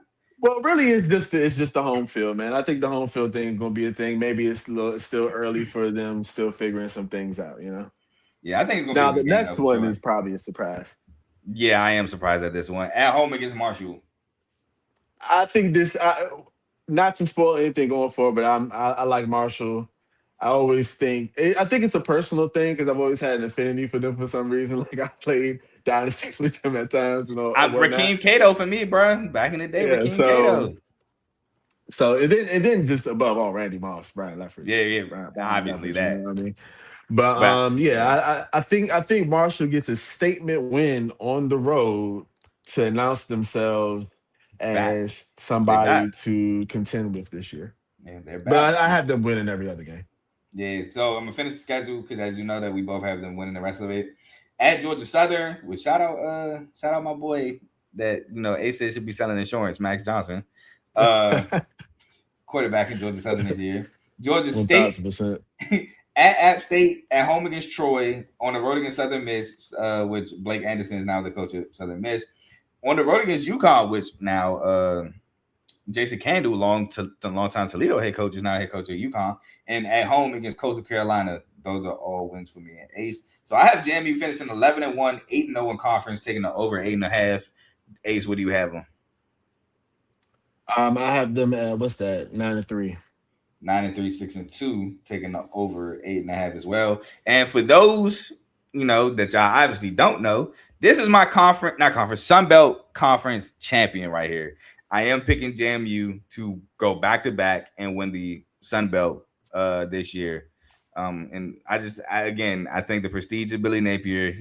I think he was in the Sun Belt for like 4 years at Louisiana, and 2 of those 4 he won it. JMU is in a great space right now with Chesney and Cignetti, how they left it. This is my champion in the Sun Belt. But without further ado, I have to take the mic back because it is my turn. And I am here to talk about the UTSA Meeps, the Road Runners. I picked them last year. And I will say I was kind of disappointed. Offensively, they were okayish. They were good at times. Sometimes Owen McCown, I don't know what the heck he was thinking, but defensively was horrible for UTSA. My Lord, were they bad defensively, and I need them to get it. I need to get turned around. But UTSA does have a new OC, and that is Rick Bowie, coming over from Western Kentucky last year, where he was the OC at there. I like Rick Bowie's offense that he ran with Maverick McAvoy, who was the quarterback until Rodney Tisdale kind of took over for some time. Then they went back to Maverick McAvoy in the bowl game and ended up winning it. I know Maverick McAvoy actually got hurt, which led to Tisdale playing. But then he came back and Tisdale was still playing. And then in the bowl game, it's like, all right, this offense with Tisdale ain't going to work. And went back to Maverick and got the dub. But I like Rick Bowie as the OC from last year. I think he's going to help Owen McCown tremendously. I think he's going to get him some nice in-rhythm throws. I think the offense is going to be very dangerous under Rick Bowie. So that was a big pickup. I wish they'd have got a new DC because the defense, oh my Lord. But UTSA is coming off a 6-6 4 season where they did beat the mess out of FIU in the First Responder Bowl 57-20. Beat the mess out of FIU. They returned 8 starters, 6 of them on offense. A bunch of turnovers with only 2 defensive starters returning, which is a great thing for the UTSA program. They returned 3 O-linemen. But namely, they returned Owen McCown, which I believe this is his final year in collegiate football, where he had 277 of 410, 67.6% completion percentage, 2,995 yards, 30 touchdowns, and 7 interceptions.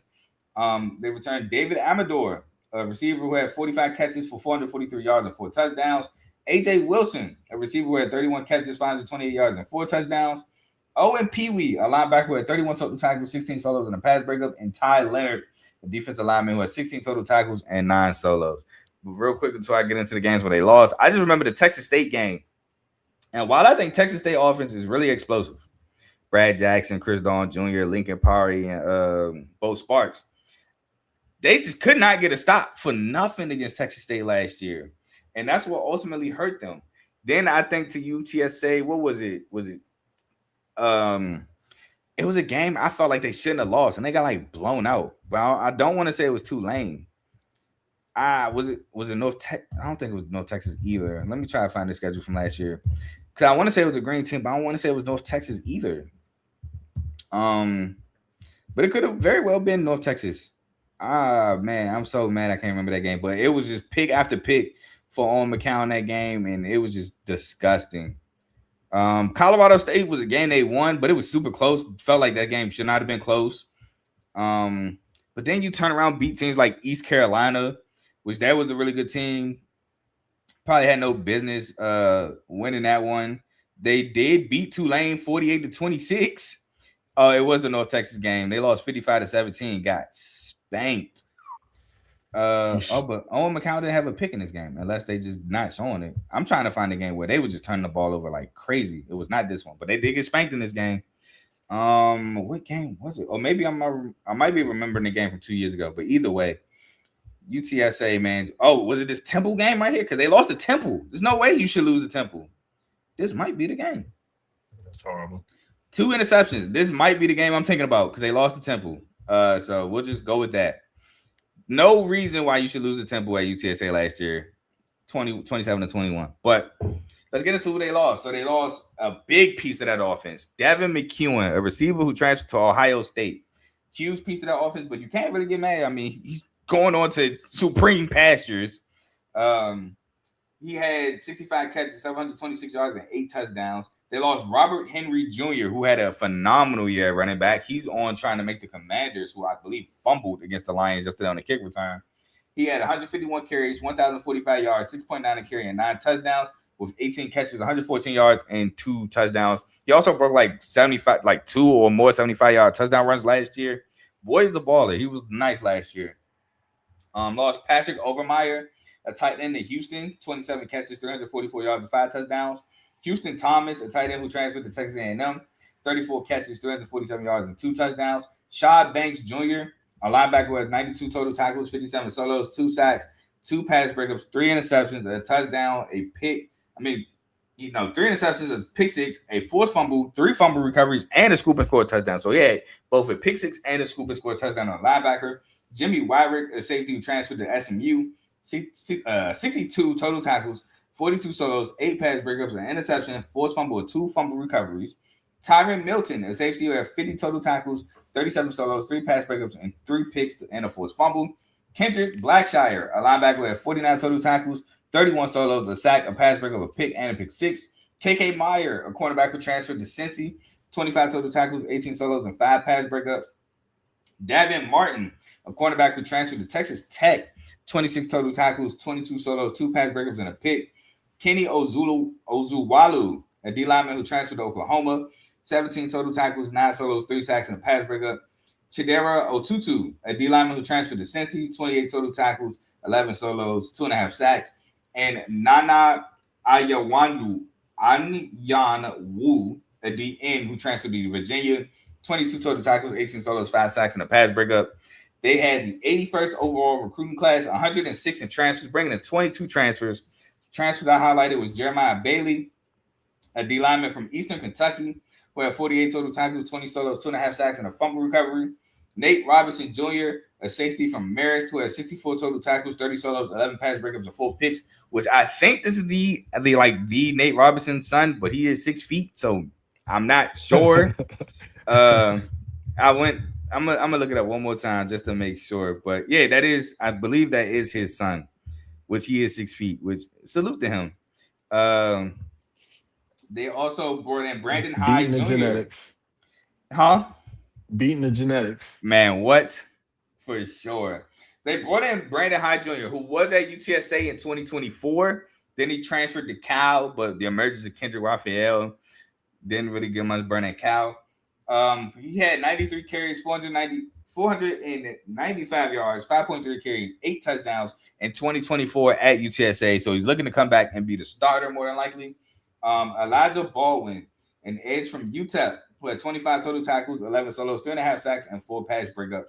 They had the 28th overall, 28th total offense, 65th total defense, 14th scoring offense, tied 91st scoring defense, 44th in passing, 75th in pass defense, 53rd in rushing, 71st in rush defense, 69th in third down conversion percentage on offense, 29th in third down conversion percentage on defense, 29th in red zone offense, but 129th in red zone defense. On to the schedule, where game 1 they take on University of Texas Rio Grande Valley, which I do have them winning that at home. Then you got the battle of the 2-1-0, but this year is at Texas State. Last year they lost it at home. This year I think they take it on the road. Then they play at Texas, so they got the Texas gauntlet to start. Now this is obviously a loss. They win this game, More of a problem for Texas than it is a great win for UTSA. Then they back home, but they take on Colorado State. Shout out Jim Moore Jr. Not that high on Colorado State this year. I do have this as a win. Another Texas game. They take on at Rice. I'm not too sure about Rice this year. I do have this as a win. Then they take on USF at home. Alex Golish is gone. Byron Brown is gone. Jeremiah Koger is gone. A whole new look for USF. I mean, in comes Brian Hartline for sure, and he can for sure bring in talent. Just don't know how it's going to look year one. So I do have this as a win. Then they take on Navy at home, which I think Navy's option attack is going to give UTSA some problems. So I do have this as a loss. Then at Tulane, which, yes, John Summerall is gone. In steps Will Hall, who's a defensive coach who got promoted within the program. Because I felt like Tulane will have more of a defensive identity, thing that kind of go against what UTSA is as an offensive team. Don't know what UTSA defense is going to look like. I do have this as a loss on the road against Tulane. But I have them finishing out the schedule with 4 wins at FAU. Again, another battle that should be fun to watch in Caden Villcamp and Owen McCown. I have them winning that against North Texas, which Neil Brown, yes, he's a defensive head coach, but I feel like North Texas, while they had a great year with Eric Morris because of how great they were offensively, don't know how I can see Neil Brown making them so good defensively in year one. So I do have them winning that. At UAB, yes, they have a new head coach. They have a bunch of turnover as well. I'm not sure about UAB. So I'm going to give them the win here. And then at Tulsa, at home against Tulsa, senior night, I'm going to give them the dub on senior night. So I have UTSA finishing 9-3, 6-2, taking the over 7.5 win total for the Meat Meats. I think they have the year that they were supposed to have last year. I don't have them winning the American. Some people might have that. They could possibly make a run to play in the American Athletic Conference Championship, however, though. But I'm going to pass the mic to my boy because speaking of, he's talking about South Florida. Yeah, like you said, like the American is going to be a very interesting conference this year. I believe it's pretty wide open. There are at least maybe like 5, 6 teams who could be contenders or spoilers for each other, depending on where everybody lands in the end. Now, South Florida. South Florida is a interesting team that lost a lot, but obviously the main marquee for why we have interest in them is because Brian Hartline is officially the head coach. Who's Brian Hartline, you ask? An NFL veteran receiver who had an amazing career, one of those like Jordy Nelson before Jordy Nelson, like amazing college career. He had pretty good. He was pretty good in pros. He wasn't like he was a good receiver, bro. He wasn't the number one target every year, but he was good, bro. And he was technical, bro. Bro, he was technical crazy. Sure. For sure. Like, he's a good receiver. He was somebody that he's a name you would know if you our age, basically. Anyway, oh no, I definitely agree with that. So now, better coach, quite possibly for sure. I think that will for sure be the case. Definitely the way he developed those guys in Ohio State, man. I mean, he was turning them out, man. Crazy too. The list is insane, and I am happy he left when Chris Henry got there because it's like, bro, man, we don't need anymore. We don't need any and left. Right. He should have stayed, honestly, but that's neither here nor there. He wanted to be a coach to go be a coach, but because of that, I do think that he's going to bring a lot to this program. This program does lose a lot to Auburn because the head coach, Alex Gold, quarterback, et cetera, went over. And, power to them, and that's great for them. But it's also great for the ecosystem because it brings in new faces and new opportunities for a lot of these guys. So I want to talk about some of the transfers that came in. He didn't bring a lot of people from Ohio State with him, but he did bring one on each side of the ball. If I'm not mistaken, we have Bryson Rogers. He was a guy, he scored last year. I mean, he wasn't very much in the rotation, obviously, because of the talent pool that they had there, but a decently recruited guy. He's a redshirt junior. It's his time to shine, and I think he'll bring this offense something. Now, quarterback, they have Michael Van Buren coming in.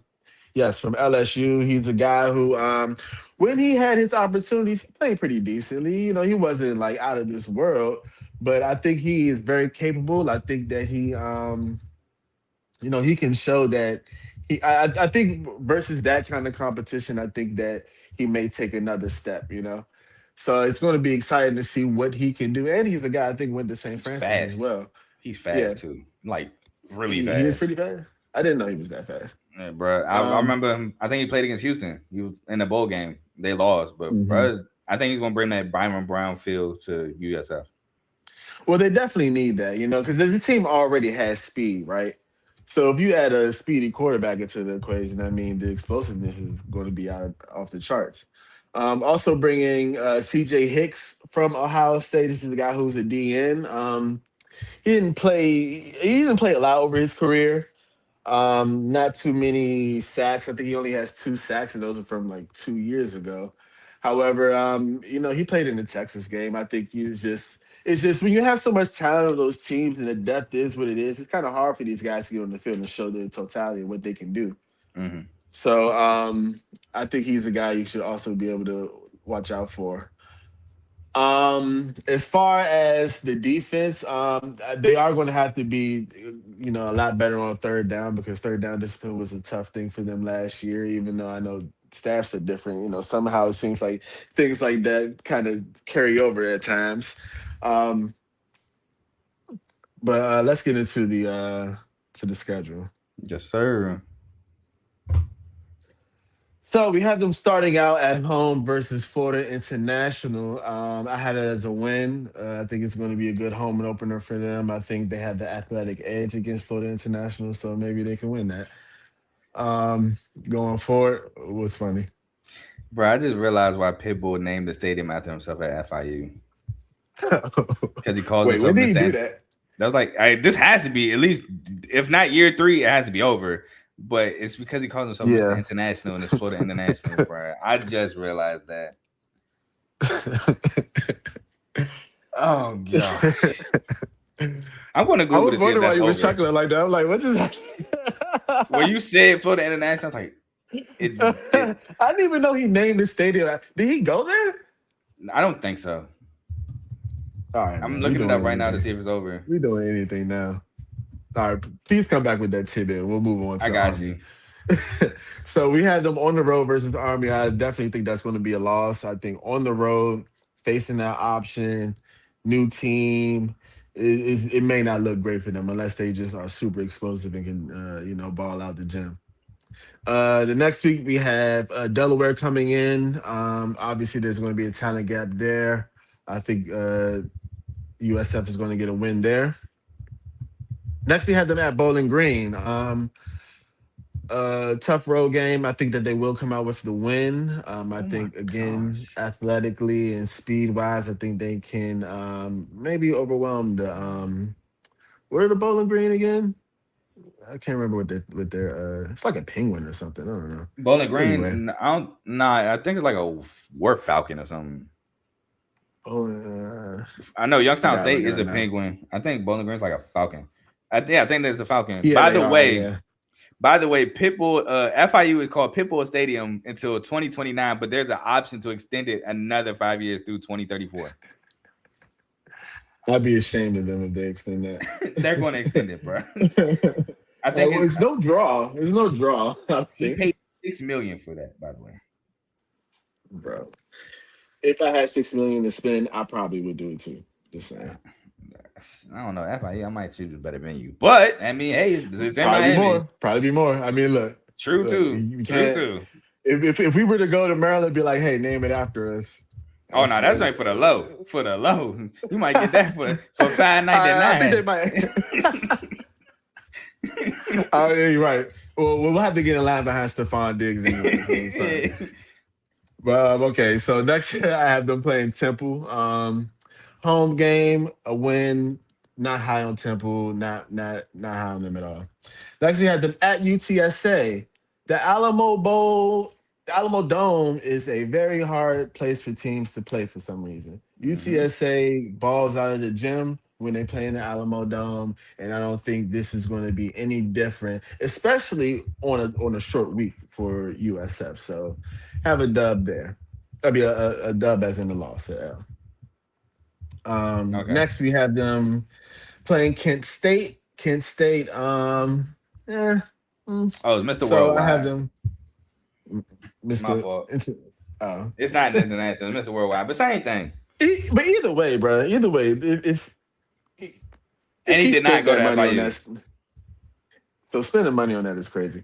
Anyway, Kent State, I have that as a win for South Florida.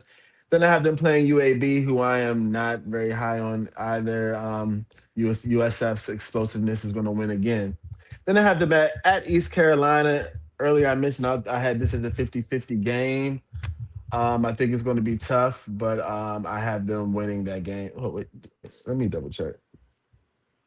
Oh, I'm sorry. Look, I get it, bro. Do you? Bro, you just want to make sure you even like, Got some continuity on. yeah, there you go. You just want to make sure Where is it? East Carolina. for sure. I don't know. I think UAB is gonna be okay, but like you said, I don't got no faith in them being teams like USF or UTSA or something like that. But I think they'll be okay. Alex Morrison did. Alex Morrison did pull off the upset against Memphis, his first ever interim head coaching game at UAB. Okay, yes, I was right. I have them beating East Carolina. Okay. Sorry for that, folks. No, you good. So next we have them playing Memphis, and I actually have them beating Memphis. I think the home game is going to help them. I think it might be a statement game for Brian Hartline in his first year to say, "Hey," well, not to say that, "Hey, we're here," because obviously this is later in the season, but just to say that my We still can. regime is Yeah. going to continue to have success. Goal is left, but we're Next, still going to be successful here at USF. absolutely. Then I had them at Florida Atlantic.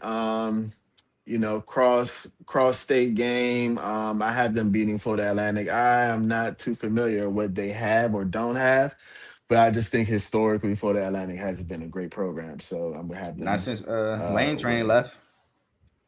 Yeah, that was that Lane, was that that was was like that was so 2018, long ago 2019. now. Yeah. I Yeah. think Lane actually got a conference title at FAU, if I'm not mistaken. Just shows how great of a coach Lane Kiffin is. Yeah, he really is. He may be a narcissist, but that guy knows football. Yeah, for sure. Then we have them closing out the season playing Tulane. I think Tulane is the better team here. I think their steadiness will prevail as a program, and yeah. So, but despite that, I have them going 9-3. I think that they have a couple of stumbles across the year. They may not be the best team in the conference, but again, I think this conference is going to be one of those where there's a lot of hands in the jar. Yeah, and I mean, I know you said one of your losses is like what UTSA, which I have them winning against USF as well. So I don't even think that's like a stumble. Um, I can't remember what your other losses were. I think you said that you had them beating ECU, which is a great win in my opinion. Yeah, Um, who was the other two at losses? ECU at that. Yeah, that's a great win in my opinion. I had them losing to Army, UTSA, and Tulane. So again, like Yeah, these are that programs those not that, even stumbles. yeah, I feel like I yeah. wanted. Okay, a little foreshadowing. Army's not on my 10, but Army was real But Army close. is really good. Army's Yeah, really good. Army was real close to being one of my 10, if not one of my 10, my AAC conference pick to win after winning not last year, but the year before last. And then Tulane, my whole kill with Tulane or my whole debacle with Tulane is just, can Will Hall continue what John Summerall and Willie Fritz have built at Tulane? So I don't think those are Right. stumbles at all.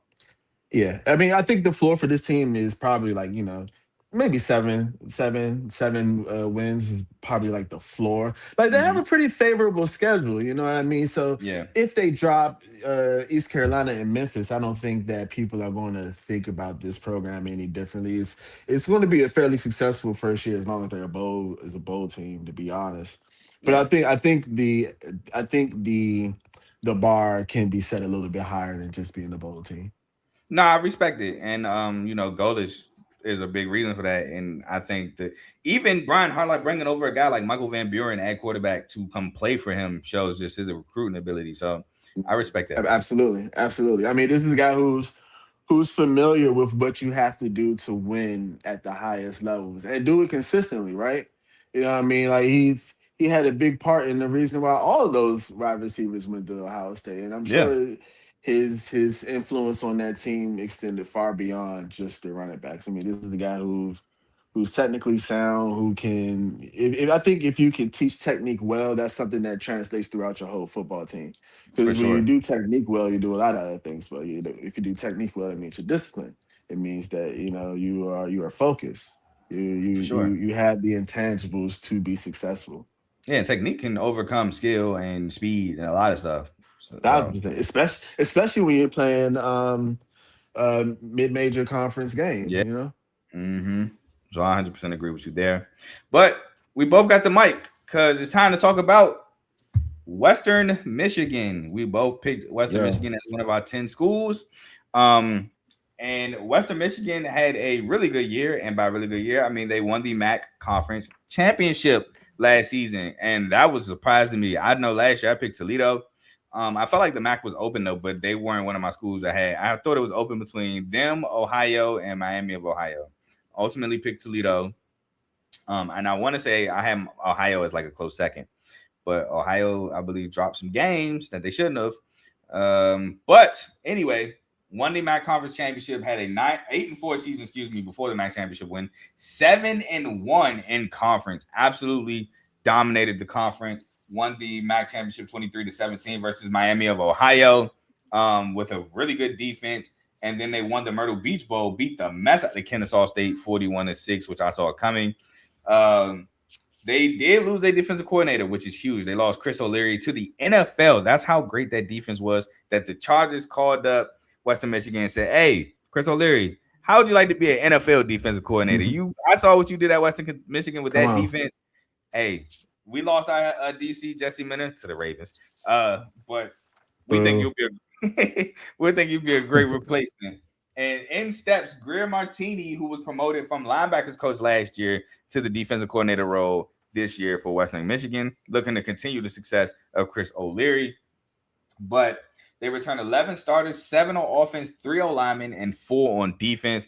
But that Western Michigan defense was no joke. It's been times where last year that Western Michigan couldn't get nothing done, i.e., I want to say the Central Michigan game, and that defense just kept them in it. And then eventually the run game, because you got Brock Lowry, who's a run threat. He's really basically just a run threat Really? at quarterback. Yeah, And pretty then much. Jalen Buckley at running back. So eventually you're going to pop some big runs. Basically 2,000 yards Yeah. between the two. I mean, Yeah. like, So you're going to eventually pop some runs with those two guys. So the defense had to hold on to the offense, could finally get something moving through the ground, and it worked out. So talk to me a little bit about Western Michigan. yeah, and I think you brought it up right there. Lowry and his legs, man, and also the continuity that they bring back as a whole. This now. First of all, we have to say no team has repeated as MAC champions in a Oh, I was very going to long bring it up. time. I was going to bring it So up. so so there are history suggests that it may not be on Western Michigan's side. However, I just love the physicality. Hold on. You moving a little fast. No, You moving a no, little no, fast, no, I'm Jason. not. I just meant not on their side, as in just Okay. having the same season that they did last year. Is what I mean. I'm not saying that they're my champion or anything like that. Okay. But Cool. but the way that this team is physical, the way that they control the ball, like the defense, even though that is a big question, will the defense be as effective as it was? But Looking at DC. this team, like you said earlier, they play NFL ball, man. Like it's very refreshing to see, and it may not be the most exciting, but on a Tuesday night, I just like to see some teams just in the Duke it out. mud, Yeah. duking it out, blow for blow. Let's just see what you can do, man. And I think if you watched this team last year and seen how gritty they are at times, and seeing how they have just turned it around and just straight controlled games. I mean, they've had the ball for 30 minutes some games, like it's Mm-hmm. been kind of crazy just to see what they did. And they had a ton of sacks. It was an exciting Nadami team to watch. Tucker. Yeah, man. Yeah, yeah. And obviously the concern is like downfield passing and as for For mentioned, sure. the defensive reload. But I think that this team still has a lot coming, and I think they can. I don't think the drop off is going to be that much, to be honest. Yeah, I 100% agree. I do think they have some sort of recipe. Now, again, like we said, defensively is a question mark because you have a new DC.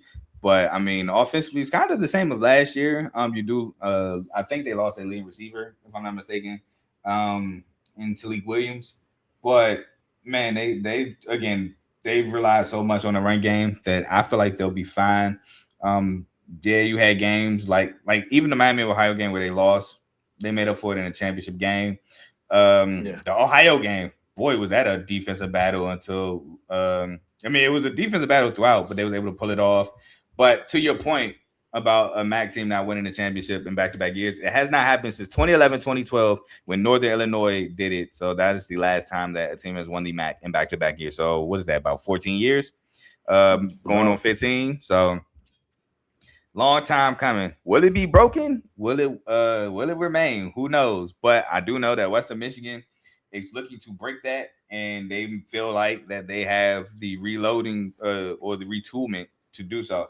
Now, again, they will bring back Brock Lowry, a quarterback who had 166 to 262, 63.4 completion percentage, 1,803 yards, 9 touchdowns to 3 picks. But he had 203 carries, 963 yards, and 14 touchdowns on the ground. So, like we both said, that man uses his legs.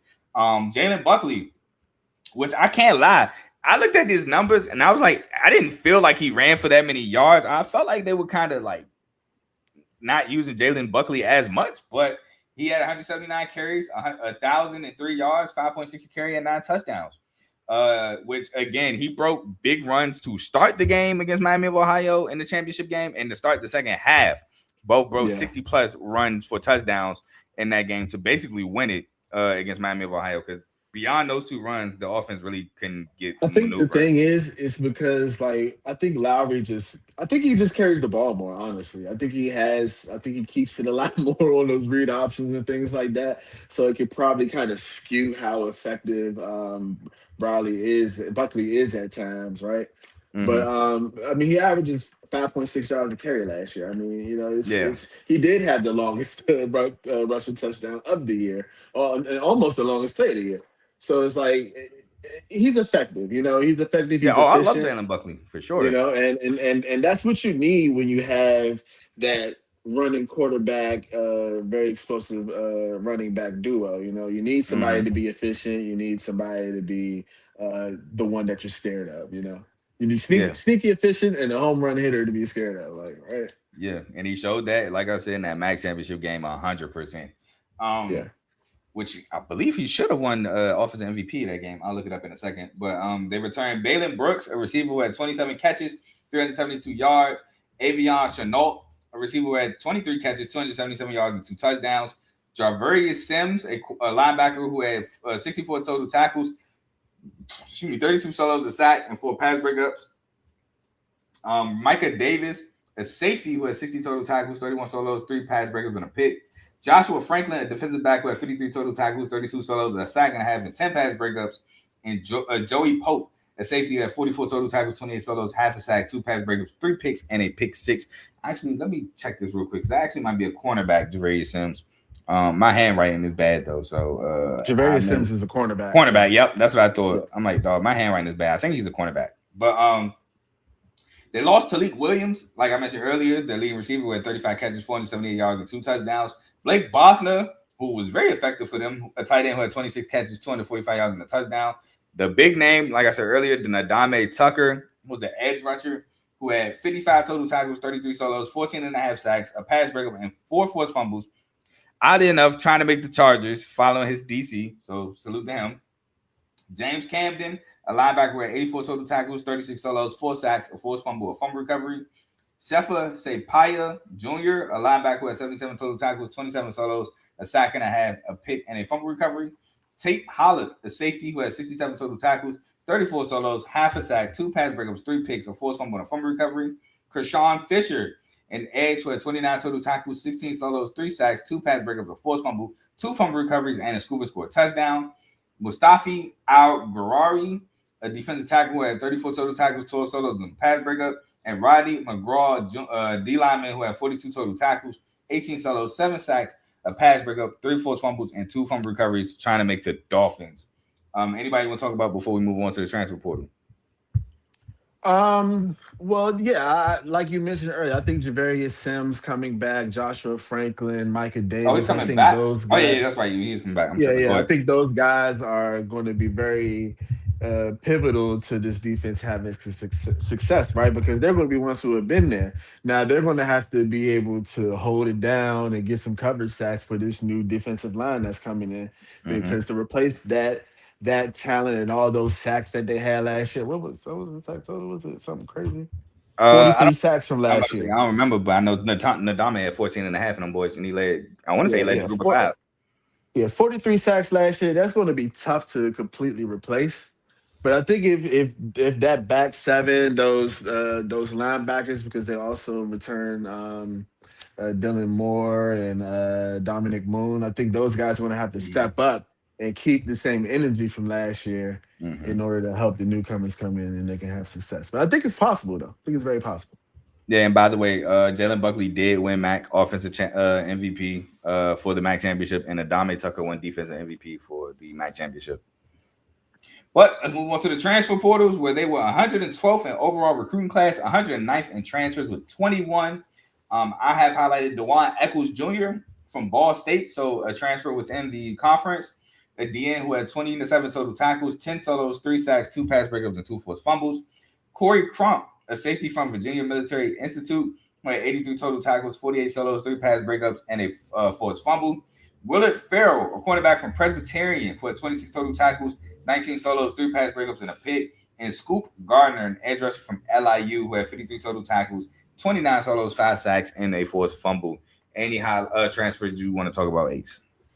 Yeah, I think Dewan Eccles is going to come in and be, a guy who can make an immediate impact. Coming off 3 sacks last year, I think he's has a chance to at least replace some of that juice that will be missing from last year. They also have Amid Tunkara coming from Ohio State, who didn't really get a lot of burn because as he's also only a redshirt sophomore, but Mm-hmm. maybe he can come in and bring some of some of the stuff that he learned from the Matt Patricia defense and bring it over there. Yes, sir. Yes, sir. And I believe he was also there with Jim Knowles. I gotta give my boy Jim Knowles a shout out. But Indeed.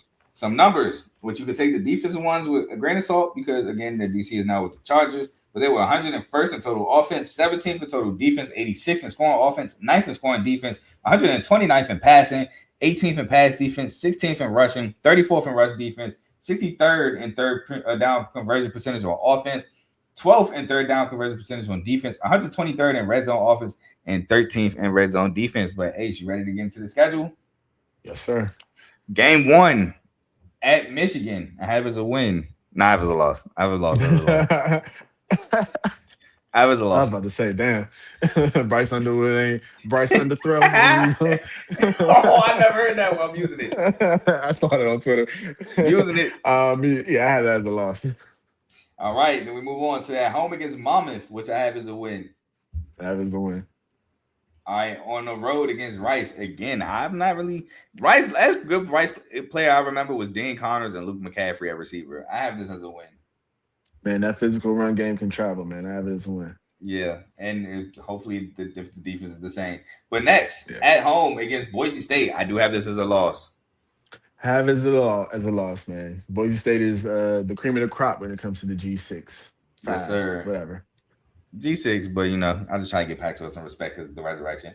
But at Buffalo to Only open for up this Mac year, play. right? Yeah, it's just for this year. Okay, yeah. I say, Uh, we can't respect them too much. They got Yeah, nah, they it's barely have a conference. yeah, it's just this year. Next year, I announced the rules. I'll announce them at the end again, but I announced the rules for next year's group G6 episode. But at Buffalo to open up Maction, I have as a win. I also have as a win. I've heard Buffalo is a team to look out for though, so I'm gonna definitely look out for Buffalo. But at home against Kent State, which shout out Kent State had 5 wins last year after going 0-12 the year before with Kenny Burns. I do have this as a win. Yeah, shout out to Kent State, but they ain't winning this one. Yep. And then on the road at Central Michigan, I had this as a loss at first. I changed it to a win. I have them beating Central Michigan.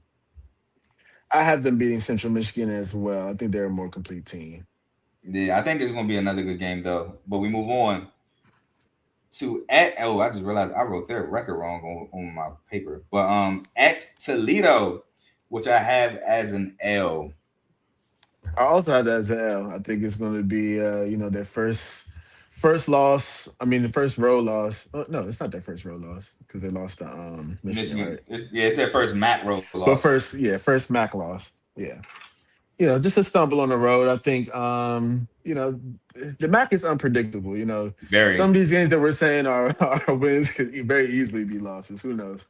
Yeah, I remember. Shoot, last year Bowling Green came back and beat Toledo at home. So MAC is Yeah. definitely unpredictable. But we move on Yeah. to Bowling Green. Speaking of at home, I do have them taking this one. Eddie George has to figure it out at Bowling Green. Yeah. Bounce back spot for Western Michigan. This is a W. Yep. And then they on the road against Akron, which I do have as a win. Also have that as a win, midweek road, but there's a talent edge for Western Michigan. Yep. And the last two games are actually at home. First game is at home against Eastern Michigan. I know a lot of people are high on Noah Kim at Eastern Michigan. I do have this defense being effective against Noah Kim. I have this as a win. The run game controls it. I have it as a win. Yep. The last game of the year at home against Miami of Ohio. I think Miami of Ohio gets the regular season win again. I have this as a loss. I went back and forth with this game, I did man. It's a too. rematch of a very good game from last year. Both of them were good. The regular season and the Yeah, championship. yeah. But I had them winning this one. I think that they're going to get their revenge. I think that I do think Miami of Ohio is going to be a good team this year. I think the conference comes down to those two teams in Toledo, to be honest. So whatever happens between those three is going to determine who is in the MAC championship. Hey, look, I But remember I when I have it as said a win. I have them beating Miami of Ohio. I remember when I named my three teams in the MAC, and only one of them, it only came down to one of them. Western Michigan came out of nowhere. So you might have just gave a team out of nowhere I a might have shot. just put the nail in the coffin Yeah. for my. But Hopefully, my it's not final, Western Michigan. yeah, my final record is 8-4, 5-3 in conference, finishing over 7.5 by the hook. Yeah, I have them going 9-3, 7-1 in the conference, and I have them going to the MAC championship, and I have them winning. Oh, So my I have fault. I'm wrong. I have them 8-4, 6-2. 6-2 in conference. I had to correct myself. who's your fourth? Who's your fourth? Oh, Miami of Ohio. Yeah, so I have them losing to Michigan and Boise State non-con, and then Toledo and Miami of Ohio in conference. I said 8-4, 5-3. I meant 8-4, 6-2. Yeah. Yeah, you have them 9-3, 7-1. So Ace, would you like to announce what do you have Western Michigan as? Yeah, I had them as the MAC champions, the first repeat since I was in high school or something like that. And yeah, You and I I think both. I think I think this is just I think it's just a good team. I think it's a good program. I think that it's hard to find good programs in the MAC sometimes, and it's hard to keep things together. And the fact that this team has so much coming back and the continuity, I think it's just going to be a good team. They may not be everybody's favorite, but I think they're a good dark horse for a G5 playoff spoiler or something like that, man. I think they're pretty cool.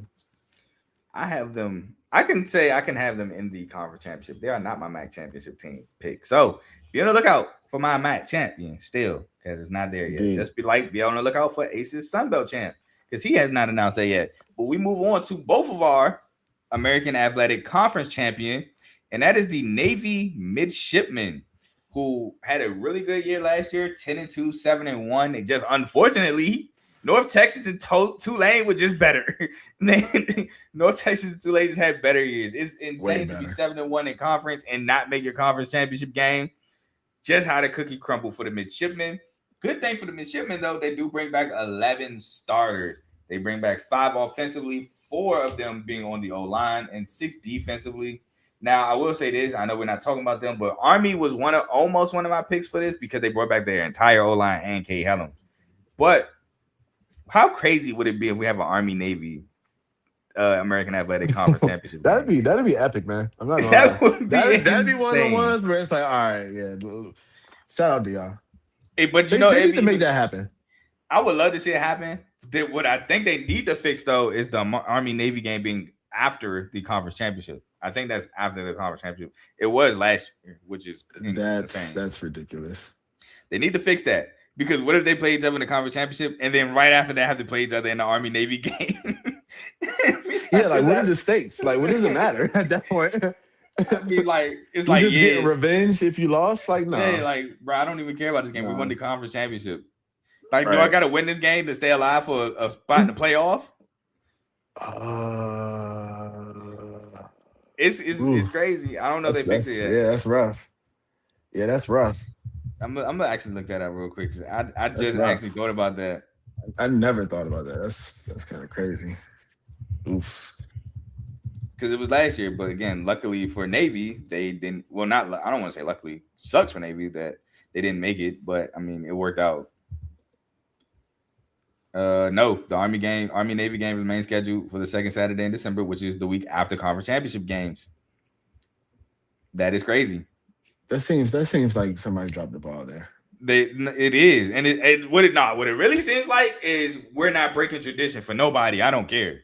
That's what it seems like to me. Yeah, yeah, that sounds about right. Being stubborn. That's definitely the most likely. It's a good old boys club, college Yeah, football.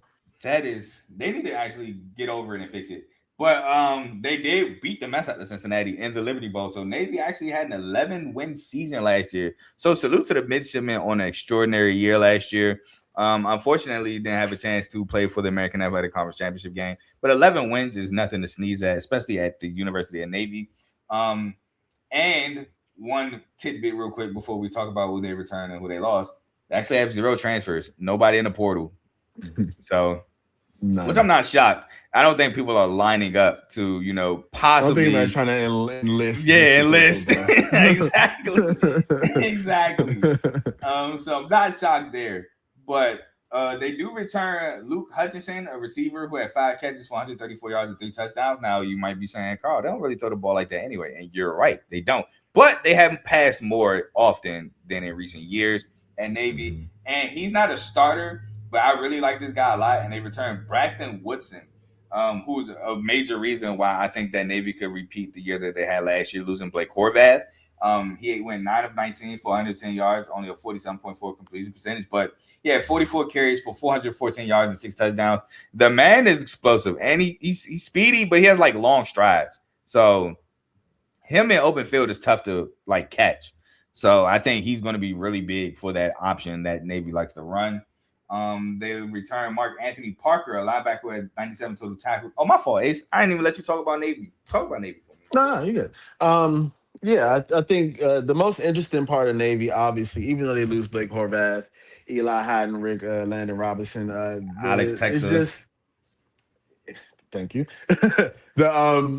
The offense itself, Drew Cronick, he has modernized this option offense that has all these even more motions, these shotgun looks, these very just creative plays, man. And it's so funny watching teams try to defend it because the regular option is already a handful, But when this guy's giving you so many different looks and then they can play a little bit faster too at times, it's like, I don't know, man. It's very tough to change everything you do on a drop of a dime just to play this team every week or whoever's playing them every week. You know what I mean? I think that definitely like lends to how tough they are. Then you add in the service academy discipline, the toughness, the physicality that they bring to the stage. Now, as long as they can duplicate some of that explosiveness that they had last year, they may not need to have all of it, but just enough of it. I think this team can be pretty good. Yeah, and like I said, with Braxton Woodson, excuse me, I think he will. But I want to say I saw Navy run like an option out of like affirmation last year. Can't remember, but yeah. But I think those guys are big returnees, and Woodson and Hutchinson. You bring back Mark Anthony Parker, like I was saying before. I forgot to let my co-host today talk about Navy, who had 97 total tackles, 45 solos, 2 sacks, a pick, and a fumble recovery. Giuseppe Sessi, a safety who had 81 total tackles and 50 solos and a fumble recovery. Coleman Cawley, a linebacker who had 79 total tackles, 36 solos, 2 interceptions, a pick 6, 3 forced fumbles, and a fumble recovery. Philip Hamilton, a cornerback who had 49 total tackles, 30 solos, 2 pass breakups, 3 picks, 2 forced fumbles. Job Grant, a linebacker with 33 total tackles, 16 solos, and a fumble recovery. And Griffin Willis, a D lineman who had 48 total tackles, 18 solos, 3 sacks, and a pass defense. Now they lost, like we talked about, Blake Horvath, quarterback who went 97 to 160, 60.6 completion percentage, 1,580 yards, 12 touchdowns and 6 picks. But he also had 224 carries, 1,200 yards, and 16 touchdowns on the ground. They lost Alex Texa, a running back with 158 carries, 902 yards, 5.7 a carry, 10 touchdowns, 13 catches, 125 yards and a touchdown. Eli Heinrich, a running back who had 77 carries, 499 yards, 6.5 a carry, 3 touchdowns, 51 catches, 941 yards, and 6 touchdowns, trying to make the Steelers. And I want to say Heinrich won the game against Army. I want to say he scored the game-winning touchdown. It was either him or Texas, but I want to say it was Heinrich. Brandon Chapman, a receiver who had 17 catches, 159 yards. Landon Robinson, who's trying to make the Bengals funny. He got a sack and a half already in the preseason, so salute to him. 64 total tackles, 31 solos, 6.5 sacks, and a fumble recovery. Luke Pierce, a linebacker with 78 total tackles, 33 solos, 30.5 sacks, 3 pass breakups, and a fumble recovery. Justin Ross, a cornerback who had 32 total tackles, 18 solos, half a sack, 4 pass breakups, and a pick, trying to transfer to the University of Virginia. Jackson Campbell, a linebacker who had 44 total tackles, 21 solos, half a sack, pass breakup, 4 fumble, and a fumble recovery. And Julian Montomi, a defensive end who had 41 total tackles, 16 solos, 3.5 sacks, 3 pass breakups, and 2 forced fumbles. Now, 24/7 Sports said they had the 145th overall recruiting class. I didn't know it was 145 colleges that classified, so I'm going to go with 24/7 Sports. If anybody wants to say something in my comments, go attack 24/7 Sports, not me. But obviously, with 0 transfers, they didn't have a transfer grade. So some numbers for Navy. Oh, which by the way, they did have a new defensive coordinator. I forgot to mention he was the safeties coach last year, which he still coaches, and he was the defensive pass game coordinator last year for Navy. So he got promoted in house. He's now the defense coordinator / safeties coach. So salute to Eric Lewis on getting promoted.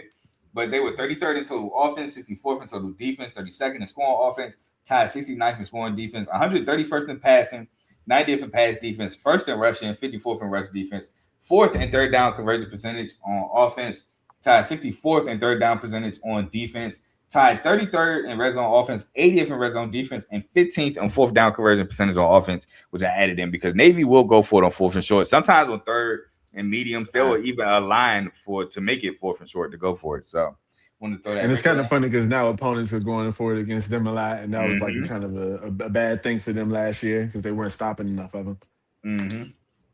But ready for the schedule, Ace? Yes, sir. Game 1 at home against Towson. I have that as a win. That as a win. On the road against FAU. You going here a lot, at least for me. I'm not having FAU just like Ace saying. I have this as a win. I have this a win. Which is their American road opener. Then back on the road to UAB, which I do have this as a win. I have this a win as well. Then 3rd time straight on the road for the Battle of the Commissioners Cup with Air Force and Army. I think it's a different name though when they play Air Force. I'll Google it while I'm talking, but I do have them beating Air Force. Yeah, I have them beating Air Force as well. I think it's going to be a physical win. Probably a close game, but yeah. Yeah, for sure. They're just a better team. Yep. Not to say that Air Force isn't going to be good this year either, because I think all the Service Academy teams are going to be good in their respective conferences. So I think Air Force in the Mountain West, but Army and Navy's in the American. My father said the Commander's Cup, the Commander in Chief's Trophy is what it's called. That's the series that they're a part of. But yeah, I have that as a win. Then finally, home opener in the American against Tulsa, which I have as a win. Have as a win. On the road against UTSA. Again, I think that option gives UTSA trouble. I have it as a win. I have it as a loss. I think it's gonna be a tough road spot for them. I think UTSA's athleticism. I think they can probably have a little bit more explosive plays. But again, definitely no cakewalk. But I have them getting their first loss. And I will say I do see where you're coming from with UTSA winning because offensively, UTSA can give Navy a ton of problems with, like you said, the athleticism, Owen McCown dicing them up. I just think defensively, I need to see it from UTSA, and that leaves me worried a ton. But we move on to at home against North Texas, which I do have as a win. Again, if Eric Morris and the boys was here, probably had it as a loss. But Neil Brown's from Yeah. North Texas, I got it as a win. Yeah, North Texas is going back to how they were a couple of years ago. I don't. I think that was a flash in the pan. They got great people that are now gone, and Navy's going to go in there and get a win. All right, we move on to the annual Notre Dame game. Notre Dame ain't gonna let this game go. Can't get rid of the teams we gonna easily beat. I have this as a loss. Definitely a loss. All right, then back at home against Temple, which I have as a win. Have it a win. Then at home against Memphis, I do have this as a loss. Have is the win. I think. Again, I think I mentioned this earlier. I'm not too sure what Memphis is going to be, but I think they'll be competitive. But I think this is just maybe one of those games where they get them. Yeah, I mean Memphis Navy games actually been kind of good of late. Memphis have been very Yeah, competitive. last year's was pretty good. I remember that. I remember some explosive plays from that last year. Even to the year when Memphis had Blake Watson, I want to say they might have lost. I'm trying to Google it right now, but or maybe Memphis might have won like late. But yeah, those games have been really good of late, to be honest with you. So those are games.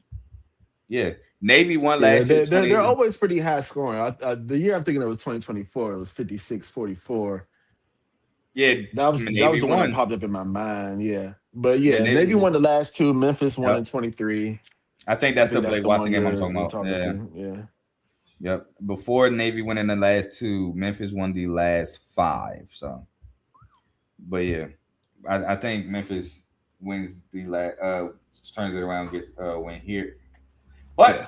last road game against Charlotte, Tim Albin, I think that's his name, Tim Albin, the former Ohio coach. Again, don't know why he left Ohio for Charlotte, but I have Navy winning. I have Navy winning as well. And the Army Navy game. For to me, that's going to be the battle for the winner takes the commander's trophy, the commander in chief trophy. I have them beating Army. I I have them losing the Army. I think Army is a little bit, maybe a little better than them. I don't know, but it's a coin flip to be honest between them. I like Yeah, Army though. I like what they bring back. that game is always a coin flip. To be honest with you, but I mean, Navy won the last two commander in chief trophies, uh, and I think they hold it down to make it three straight. I ain't mad at that. All right, so my final record for Navy is 10-2, 7-1, taking the over 8.5 win total. Yes, I have them at 10-3, 7-1. Oh, And wait, 1, 2, 3. Yeah, but also wait, let me say this. I also have them going to the American Championship and winning. I have Navy as my American champion. yeah, So we the both do. It's on the ticker. yeah. Oh yeah, bet. So wait, the last mine. And I don't know why you have an extra game. Oh, I I, think because I'm counting the championship game. nah, yeah, we're not counting that. Oh yeah. Well, yeah, 10, 9-2, 7-1. Oh, hold on. Now you a game short. Army counts. All right. You just said 9-2. Yeah, but I'm taking my Nine bad, and three. 9-3. Army counts. Yeah, Okay, Army nine and counts. three. Yeah, my bad. 9-3.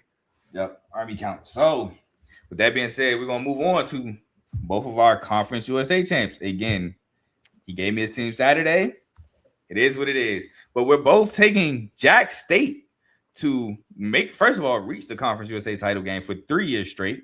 But this time winning it, making it 2 of the last 3 Conference USA titles. We both said backstage that we feel like Conference USA is wide open. I know I remember last year on this show by myself, I felt it was wide open. It was why I picked Western Kentucky to make the conference, to win it last year, because I was like, this is the time that Coach Helton needs to get it done. I almost called him his brother. So Coach Tyson Helton needs to get it done. I think that Clay is his brother, but anyway. And it unfortunately came down to a Western Kentucky Jack State game at the end of the year, and Western Kentucky lost. So they did not make it to play Kennesaw State, which I feel like they might have won that Kennesaw State game. But who knows? We don't know because they didn't make it. But Western Kentucky really good offensively. Defensively was a hindrance. We actually, I mean, I guess technically you could kind of say we know because they did play, funny enough, Kennesaw State in a bowl game, which inter-conference bowl games are rare. and they won 19-15 in the no, I'm wrong. I'm sorry. My fault. My apologies. Um Looked at something and got my messages mixed up. My apologies. But Western Kentucky did they had a really good offense. But Jack State, who we were talking about, my apologies. I got so lost in what I was talking about that I forgot we were talking about Jack State winning Conference USA. They had an 8-4, 7-1 season, a really good Conference USA season. They actually beat Kennesaw State in the regular season before losing to Kennesaw State in the conference championship game 19-15. A game I felt like they should have won. I felt like they should have actually lost the regular season game. I want to say DeAndre Johnson made like some crazy play late to help them beat them in the regular season. And I felt like they should have won the conference championship game and they lost. So, and I mean, I'm pretty sure that Jack State would have loved to have been in the reverse order as well. But they do bring back Caden Creel, which is great for them because he was taking over for Tyler Huff, who left. Now they got a guy. They finally got a guy who's had some tenure under his belt at Jack State. I'm not necessarily worried about the running back situation. I know that they're supposed to be starting a guy from last year who didn't start but got some burn. But Jack State, yeah, Jack State churns out running back talent. I mean, Cam Cook wasn't looked at to be as good as he was when he came to Jack State, and now he was looked at one of the most coveted recruits at running back. I remember vividly watching TCU, and them saying they didn't have a running back on the roster with Cam Cook on said roster. So Jack State has done wonders for running back. Look at Trey Stewart the year previous to Cam Cook, went crazy. So I have no doubt that Jack State will find a running back to go crazy again. Defensively for Jack State, just they have talent. It just doesn't perform. Like they'll have guys get plucked out of there to go to Power 4 schools. Like I'm thinking of Larry Worth. I'm thinking of Fred Perry. Who is Hardy? Hardy, the DN. I can't remember his first name. I think was it Chris Hardy, but I know he's a DN for Jack State.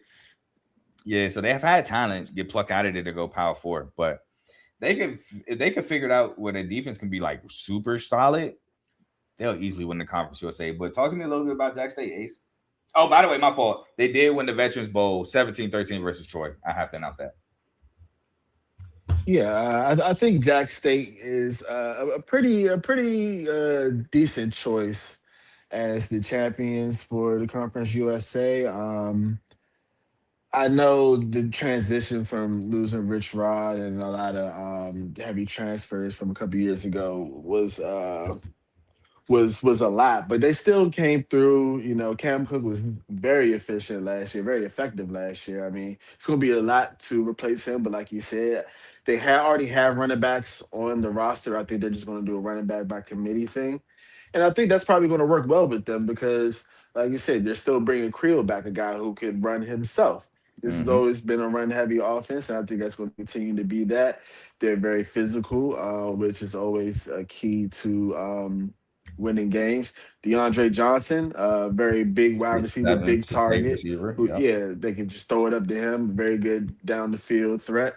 They also bring back a lot from their defense last year. So, like you said, the defense doesn't always play up to, I guess, its ceiling, but they can be pretty good. And I think that, you know, as long as they can play decently and not and maybe produce some turnovers and everything, and maybe some special teams can be a bit of an edge for this team this year. But I'm high on them. I think that they're going to be pretty good. I think they have everything that they need in order to be successful in this conference, as I think it's one of the weakest.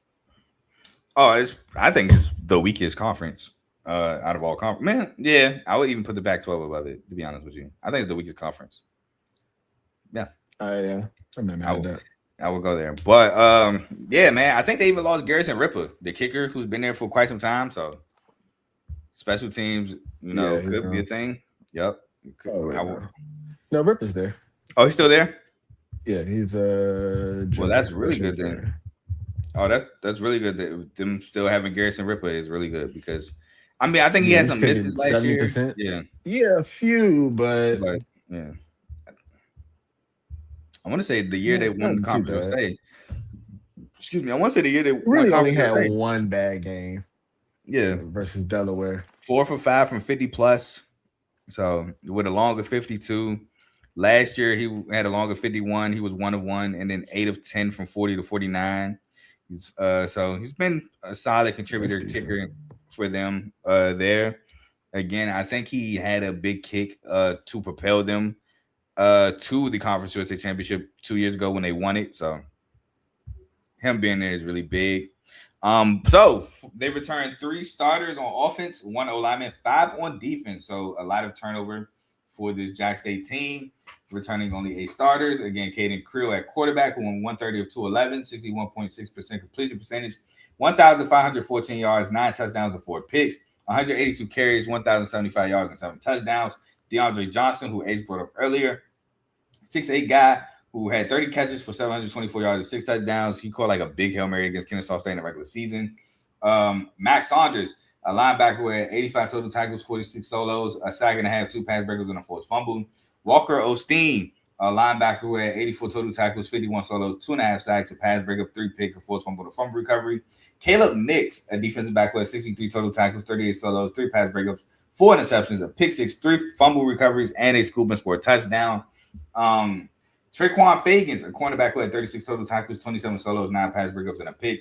And Jawan Campbell, a D lineman who had 22 total tackles and 10 solos. Now, they did lose, as we mentioned, Cam Cook, who transferred to be with Rich Rod at West Virginia, a running back who had 295 carries, 1,659 yards, 5.6 a carry, and 16 touchdowns. Brock Recksteiner, who I believe is the son of Scott Steiner. He was a receiver who had 36 catches, 383 yards, and 5 touchdowns, currently trying to make the Saints.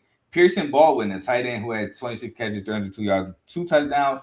Trevor Woods, a safety who had 64 total tackles, 51 solos, 4 pass breakups, a pick, and 3 forced fumbles. Taylor Carter, a D lineman who had 57 total tackles, 28 solos, a sack and a half, and 2 pass breakups. And like I said, he got plucked and went to Vandy. So, again, another Jack State player going to Power 4 Conference. Tyron Taylor, linebacker who had 31 total tackles, 20 solos, 4 pass breakups, and a pick. Emmanuel Oyebadejo, D lineman who transferred to Florida, 41 total tackles, 27 solos, 4.5 sacks, 5 pass breakups, and 2 forced fumbles.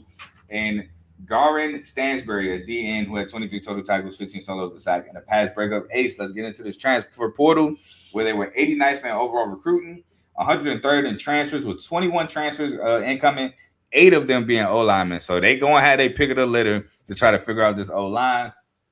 One that I really like was Ronell Johnson, a receiver from Mo State, who had 35 catches, 463 yards, and 2 touchdowns. I think he's going to be very solid, matched up with DeAndre Johnson. Marquise Hood, a D lineman from North Carolina A&T, who had 43 total tackles, 28 solos, 7.5 sacks, and 2 pass breakups, and a forced fumble.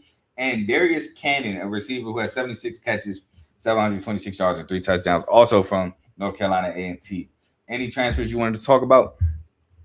No, sir. You pretty much got it. I was just going to talk about Darius Cannon and Ronell Johnson. I think they both could come in and have some impact on their team. Yes, sir. So without further ado, some numbers. Shout out, by the way, I forgot to announce that they do have a new OC, offensive coordinator, Taylor Housewright, who got promoted from the tight ends coach last year. So in-house promotion again. So salute to them for that. And some numbers. They were 41st in total offense, 74th in total defense, 61st in scoring offense, 71st in scoring defense, 120th in passing, 95th in pass defense, 5th in rushing, 63rd in rush defense, 76th in third down conversion percentage on offense, 44th on third down conversion percentage on defense, 69th in red zone offense, and 39th in red zone defense. But Ace, let's get into the schedule where first game of the year should be a good one at North Dakota State, but I do have this as a loss. I have it as a loss as well, man. I think, just a tough game on the road, physical team. Their first game in the FBS, just might be a little bit too much.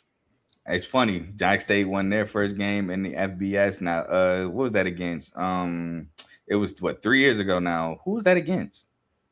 Was it UTEP? Not sure. I think it was UTEP. I could look it up real quick. Hold on. Yeah, I want to say it was against UTEP. Who was the quarterback for that? Oh man, because that wasn't Trey Stewart yet. Yep, it was UTEP. Yep, I'm about to say I think it was UTEP. It was UTEP. Zion Webb. Zion Webb. Oh Lord, Zion Webb. But we move on to Eastern Kentucky Yeah, at home. that's when they were going back and forth between them, right? Mm-hmm. Or something like that, or he got hurt, something like that. They were changing quarterbacks. I think that was Yeah, like by design. But yeah, Eastern Kentucky's next at home. I do have this as a win. Evans a win as well. Yep, and after that, they are on the road against Ohio University. Ohio is going through another coaching change due to some inappropriate coaching off the field things. I do have this as a win. Yeah, I have it as a win as well. I think on the road at the MAC at a MAC team, I think it may be tough, but like you said, new coach. I think Jack State can play pretty physically in that travel as well. Yeah, and I think Parker Navarro is no longer there, and I think Senior Ben Regura is also gone. So and I know Chase Hendricks is gone. I know a lot of that production on offense is gone. So very, very interested to see how Ohio looks this year. But we move on to at home against Georgia Southern. Sorry, I got this as a loss. I have it as a loss as well. I think Georgia Okay. Southern is. I think they do the same thing. You know what I mean?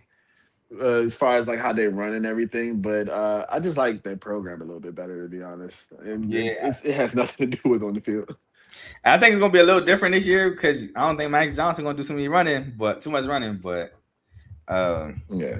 I think, I'm rolling with Georgia Southern. I do think Georgia Southern is kind of like a sneaky program though.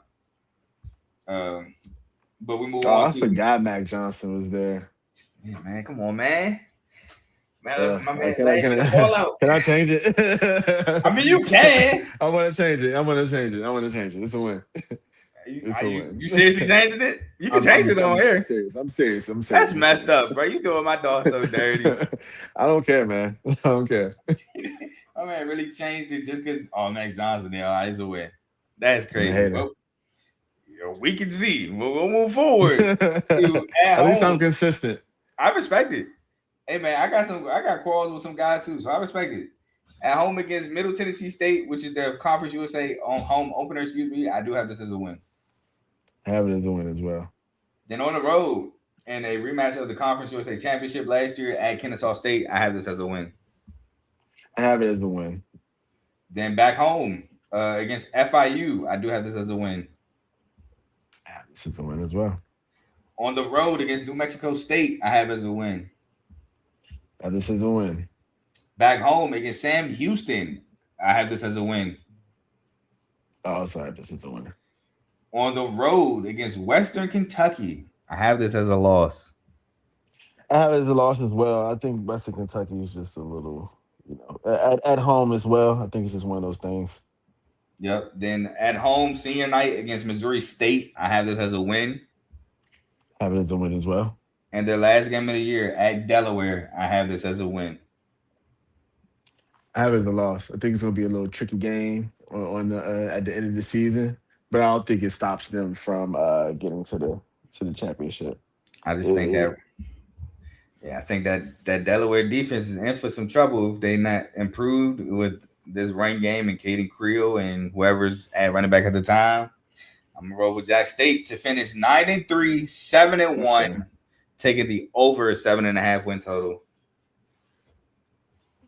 Yeah, and ironically, I have the same record now. Wait, how? 9-3. I have them losing Georgia, North Dakota State, oh, that's Ohio, right. and then Delaware. Yep. You had them losing Ohio? I thought you had them winning. No, I'm sorry.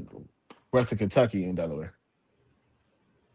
Okay, yeah, okay. Because I have a loss against Georgia Southern, and you hate it, so you switched it. Cool. Mm-hmm. Yep. Yeah, I did. So you have them 9-3. You have them 9-3, 6-2 then. Because you got Western Kentucky and Delaware. Those are two conference losses. Yeah, that actually might bump them out now that I'm looking at it. Maybe. Well, for all intents and purposes, they're still the champs. Yeah, I mean, 2 losses might not knock you out because again, maybe not in the Conference USA. Yeah. I mean, let's just. I'm thinking it might have last year. Over. I'm not sure if Kennesaw State had more than 1 loss in conference play last year, but because Western Kentucky got knocked out with 2 losses. I'm Yeah, not, I mean, when I'm looking at this conference, I think 2 losses is but yeah, fine. you might be Delaware, fine. Florida International, yeah. Yeah, you might be fine, and that might have just been a rarity last year with Conference USA. But that is our Conference USA champ. Now, Ace, I have to take the mic dolo because your MAC Big. champion was announced, but mine wasn't, and it's now my turn for my MAC champion. And my MAC champion is the Miami of Ohio Red Hawks. That's right. I have an old MAC championship rematch, but this time I got to go into Miami of Ohio. Now, you might be saying, Carl, why are you so high on Miami of Ohio? I think Thomas Gostkowski gets another year under his belt. Henry Hessen is gone. Henry Hessen was terrible when he stepped in for Daquan Finn due to injury. And I think Thomas Gostkowski showed some promise. I thought he showed some spark. Now he did have some nasty turnovers at times, but he was able to lead some drives as well. So I think Gostkowski with another year of experience could be kind of dangerous. They came off a 7-5, 6-2 season last year. Again, losing in the MAC championship to Western Michigan, which was like one of the best teams in the conference defensively. They did lose the Arizona Bowl 18-3 to Fresno State, which Fresno State was no slouch last year at all, especially running the football. So that's not necessarily a bad loss. It's a bad loss in terms of only scoring 3 points, but I think the offense um will be better. Not necessarily. Well, yeah, will be better because I know they lose Cam Perry, which is a big loss. I do know that, and I know they lost Cole Weaver, another loss. But a year of continuity with straight Gostkowski. You got some transfer portal players. I think they'll be fine. Um, Now they returned 9 starters, 5 on offense. 4 of them are O linemen. So again, that chemistry with the O line to be big. You lose your running back, but you got a running back coming in who I'll talk about later. And they bring back 4 defensive players or starters, which is cool to have a core of a foundation for your DC. Now you have Gus Ragland as your OC and Bill Burton as your DC, who's been there for quite some time. So again, with those continuity players, core players, I think they'll be fine. Now they do return Keith Reynolds, a receiver who had 36 catches, 352 yards, and a touchdown, so some production there. Defensively, they return Malcolm McCain, a linebacker who had 73 total tackles, 30 solos, 2 sacks, and a forced fumble. Michael Yarborough, a defensive back who had 47 total tackles, 38 solos, 4 pass breakups, and a fumble recovery. Caleb Martin, a defensive back who had 33 total tackles, 23 solos, and 7 pass breakups. And Roosevelt Andrews, the third, a D lineman who had 19 total tackles, 4 solos, a sack, and a fumble recovery. And again, Gostkowski comes back as projected to be your starter for Miami of Ohio. Now, they did lose Daquan Finn. Yes, he is finally out of the collegiate game. He's been in college for quite some time. He went 106 of 181, 58.6% completion percentage, 1,451 yards, 9 touchdowns and 6 picks, 89 carries, 395 yards, and 4 touchdowns. Jordan Brunson, a running back who had 164 carries, 767 yards, 4.7 a carry, and 4 touchdowns. Cam Perry, who transferred to Colorado, 43 catches, 976 yards, and 6 touchdowns. Cole Weaver, a receiver who transferred to Syracuse, 45 catches, 642 yards, and a touchdown. Eli Blakey, a safety who had 118 total tackles, 62 solos, a sack, 8 pass breakups, 2 picks, 2 forced fumbles, and a fumble recovery. Jackson Kuwach, a linebacker trying to make the Panthers, with 109 total tackles, 47 solos, 5 sacks, and a pass breakup. Corbin Hondrew, a linebacker who had 83 total tackles, 33 solos, a sack, 2 pass breakups, 3 interceptions, a pick 6, a forced fumble, and a fumble recovery. Adam Trick, who had 8.5 sacks and transferred to Texas Tech, 55 total tackles, 25 solos, 4 pass breakups, a pick, and 3 forced fumbles. Silas Walters, a safety trying to make the Ravens, who had 71 total tackles, 33 solos, a sack, 7 pass breakups, and 3 interceptions, who caught a pick yesterday against the Vikings in the preseason. He also gave up a bad deep ball. Got to work on ball skills a little bit, but great to see you in the game with a pick. Nasir Washington, a D lineman who had 17 total tackles, 8 solos, and 3.5 sacks.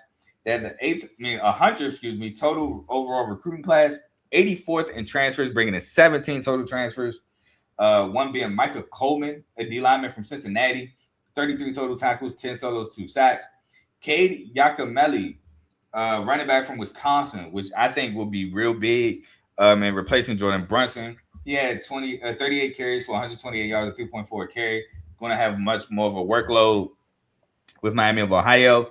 And I think him and Thomas Gostkowski can do some work together.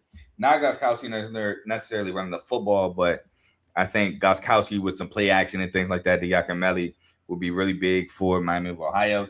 Dylan Tatum, who originally was a Spartan, transferred to Northwestern. They had him listed as a cornerback. He was a safety at Michigan State, so I just listed him as a defensive back. While at Northwestern, though, he had 17 total tackles, 12 solos, and a pass breakup. I believe he got hurt at Northwestern, which is why he's eligible to play this year. Devin Hyatt, a receiver from Arizona, in 2024, he had 7 catches for 109 yards. So looking to have improve on that in the group of 5 or group of 6. And Blaine Myrick from South Alabama, a linebacker at 83 total tackles, 31 solos, 3 pass breakups. So some help on the linebacker front there. There were 106 in total offense, 36 in total defense, tied 93rd in scoring offense, 41st in scoring defense, 104th in passing, 39th in pass defense, 78th in rushing, 46th in rush defense, 109th in third down conversion percentage on offense, 101st in third down conversion percentage on defense, tied 52nd in red zone offense, and 55th in red zone defense. Again, when Daquan Finn went down, the offense tanked due to them trying. I think they tried the Henry Hesson experiment way too long, and Gostkowski, I think, was the better option. But with the schedule, game 1 at Pitt, I do have them losing. Pitt's just a better program. Game 2 at at home against Holy Cross, I have them winning. Game 3 is actually a neutral site game against Cincinnati. It's at the soccer field. I do have them losing, but last year's game was really good, and it was a low-scoring battle, and the under hit. Might be taking that again. Then game 4 against UConn, I have them losing. I have them losing 3 of their 4 non-conference games. UConn, Jason Candu has the familiarity, being the Toledo coach for so long. I think he's going to have a better talent pool to work with at UConn. UConn's actually been solid of late as well. So I do have UConn winning that game. But at home against Bowling Green, I do have them winning that one. Then I have them winning at UMass. UMass has been a terrible school of late. Then I have them winning at home against Akron, while Akron has been solid offensively. I do think Miami of Ohio is the anti-Akron in terms of play style. Game 4 in the MAC at Central Michigan, I do have this as a loss. I do think that this game could get dicey being at Central Michigan.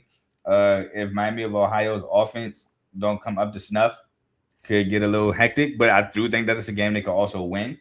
Then at home against Buffalo, I have as a win. At home for the Battle of the Bricks against Ohio, I do have them winning. I do have them winning on the road against Kent State, and I do have them winning to finish the season at Western Michigan, which I will say the Western Michigan and Central Michigan games could be interchangeable, where they beat Central Michigan and lose to Western Michigan on the road. But I have them finishing 8-4, 7-1 in conference, taking the over 7.5 win total, and winning the MAC against Western Michigan in the rematch for the MAC championship. Now, that was my MAC champion. Again, Aces is Western Michigan. We'll move on to our last agreed upon champion, which is UNLV taking the Mountain West finally after losing it for 3 straight years to Boise State. The Big Brother's gone. Yeah, Big Bad Wolf is now gone. He's in the Pac-12, looking to start the Pac-12 how they ended the Mountain West with a championship, and UNLV can breathe a sigh of relief as they're trying to win their conference for probably the first time in a long time. I don't remember the last time has UNLV actually won the Mountain West. I have no clue, honestly. Yep, I'm looking it up right now. Ever won the Mountain West, because I don't remember them ever doing that. They yes, they've won it in men's basketball, so not in football. So nope, it'll be their first time ever. I'm about to say I don't remember them ever winning the Mountain West. So yeah, I was right. So they could win it for the first time ever. Now UNLV is a team that holds some good offenses. Defensively, however, man, and that's the reason why they can't beat Boise State. Excuse me. Because they can't stop the run. 100%. Yeah, 100%. Boise State just runs through them. 100%. I mean, shout out my boy Jackson Woodard. That was probably the best defender that they had in quite some time. The linebacker from not last year, but 2 years ago. But that's why they lose to Boise State. They can't stop the run. And last year in the regular season, They You know don't they're just my lose. dog. The Boise State be beating them by like 20 Yeah, sometimes. well, it was respectable 2 years ago in the regular season. I think the championship it was like 28-7. But Calandria in the regular season threw a big pick six against Boise State to Marion McCoy, and that game Hmm. got blown open. So, Yeah. And but that the was the big one. guy, Although they both were at Boise last year. Yeah. mm, I can't remember. I think the conference championship was maybe it was at Boise State, and I think you're right. I think it No, was at I Boise think they State. hosted. Yeah, I think they Yeah, hosted. I think you're right. But still, just couldn't get over the hump. But now you don't got to worry about it because the hump is gone. Yeah, he's gone. Yeah. Yeah, so talk to me a little bit. He's Matt Rule's problem now. Well, no. Anthony Calandra ain't the hump. The hump is Boise State. He is the starting Okay, quarterback yeah. though.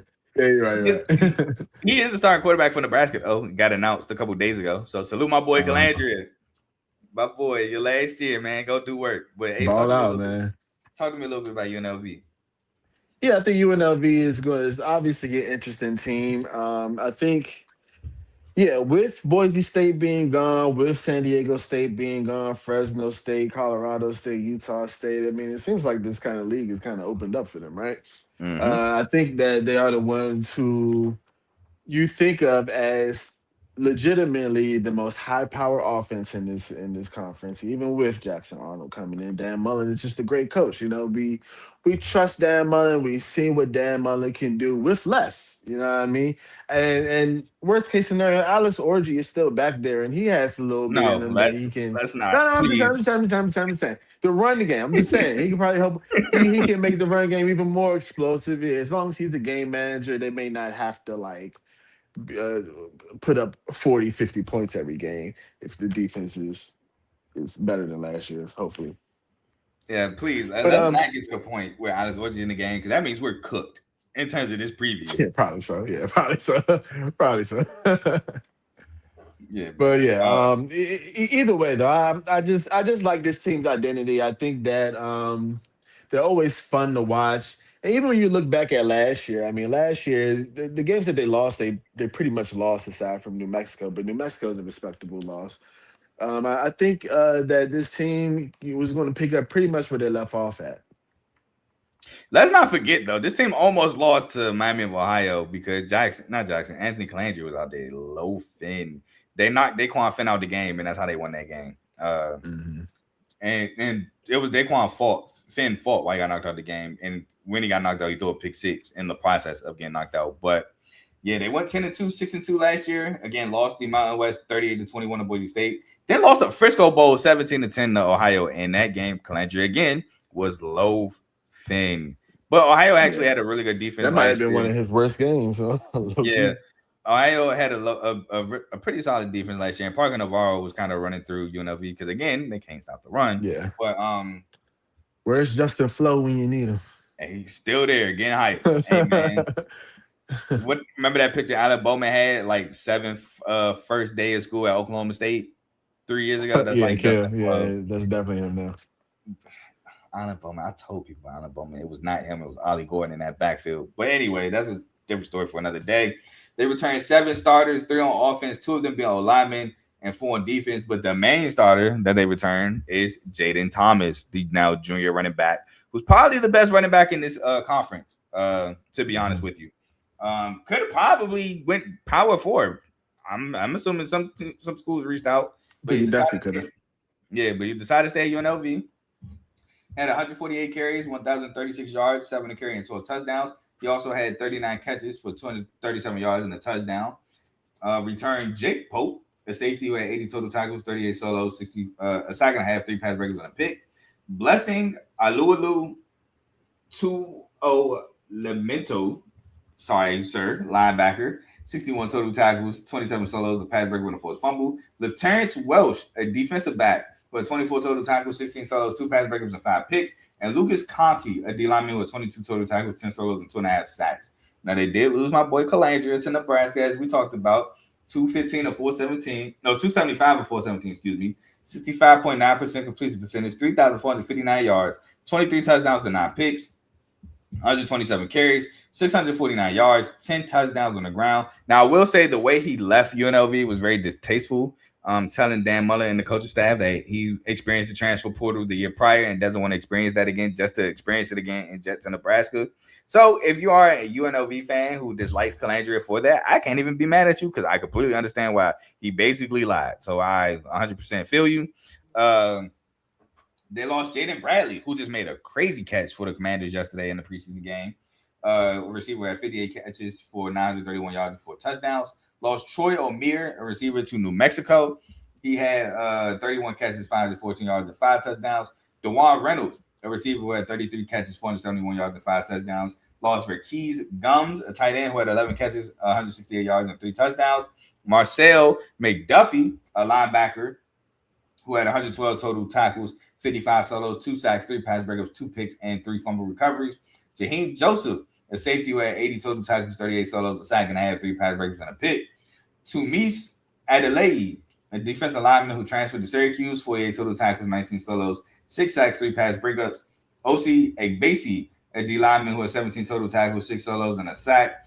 Amaris Brown, a defensive back who had 52 total tackles, 35 solos, 3.5 sacks, 7 pass breakups, 4 interceptions, and 2 pick sixes for the Lions, currently trying to make the Lions.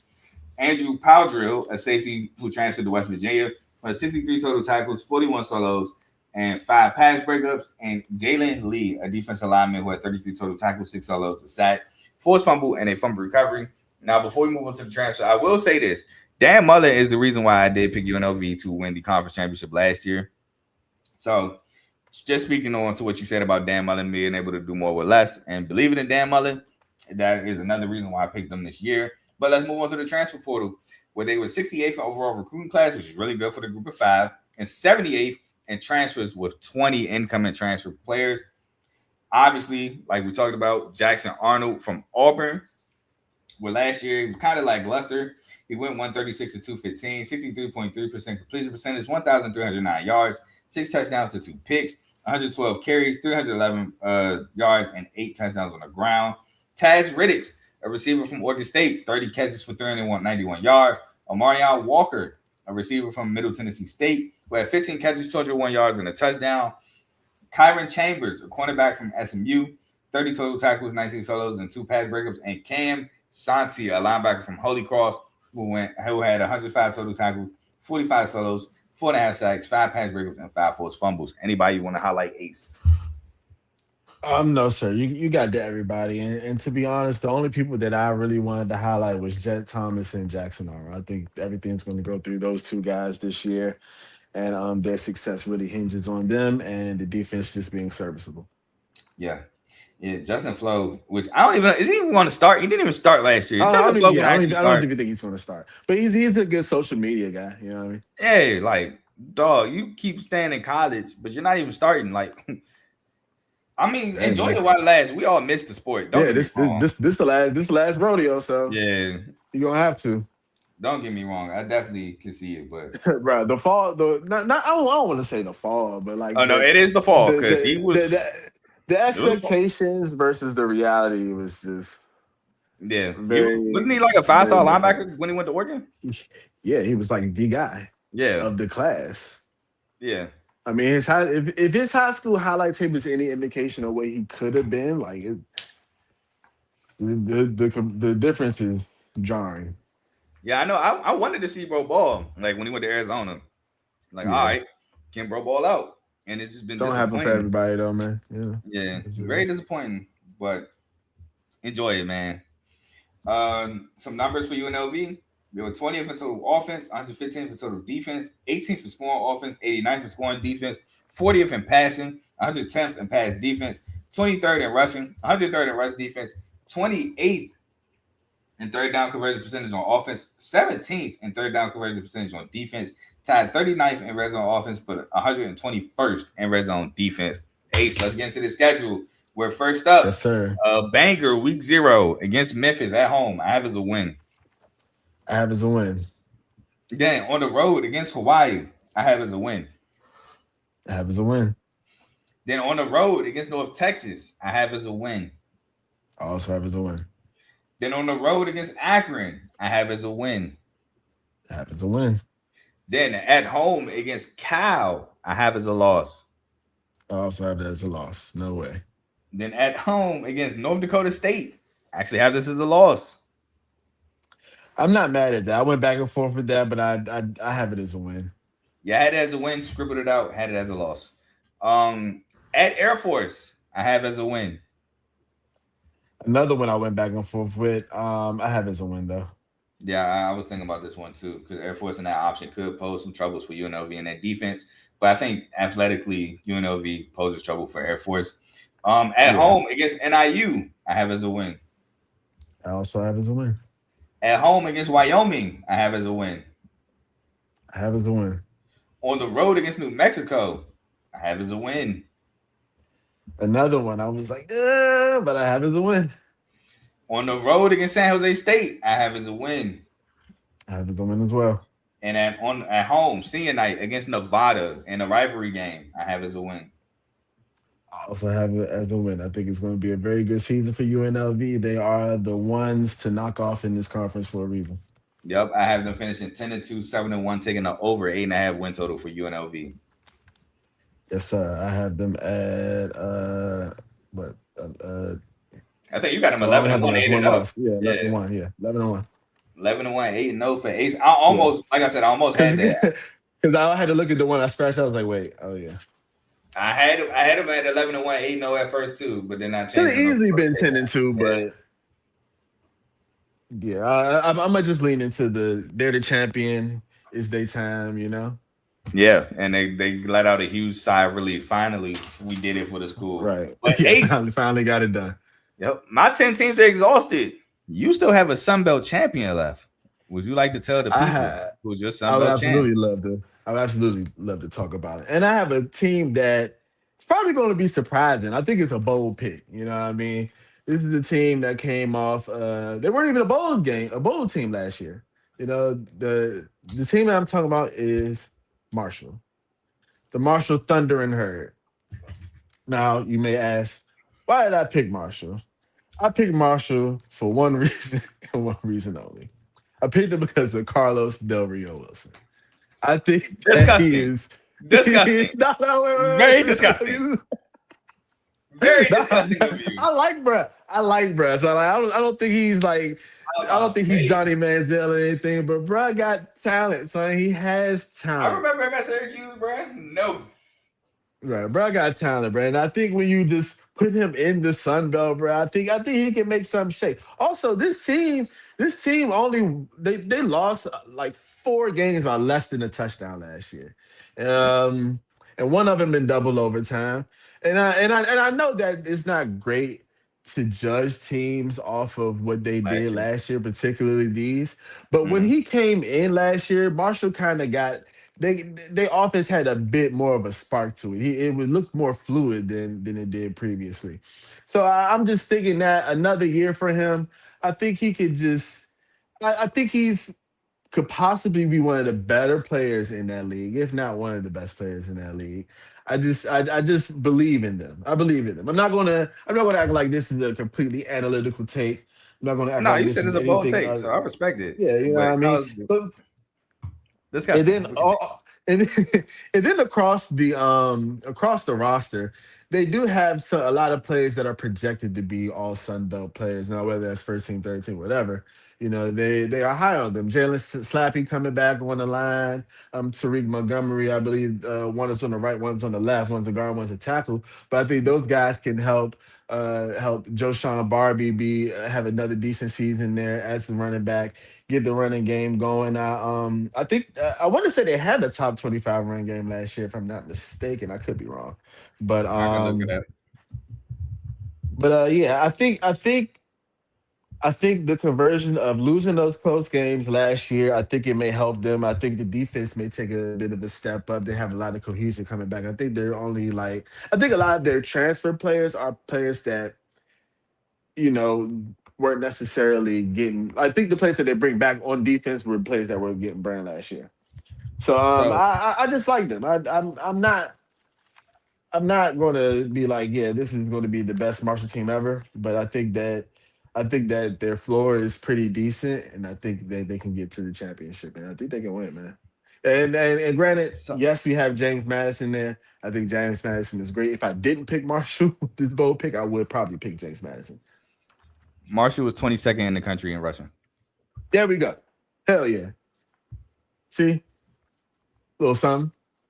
Nah, the respect. Then Nah, again, shout out to and the guy's a dual threat, man, and he's a dual threat that can actually pass. And I think that's kind of the bit. Like he can run. He's not like a say what you gonna say. Nah, I Say got what nothing you to say. gonna I have nothing to say. say. Continue. Yeah, man.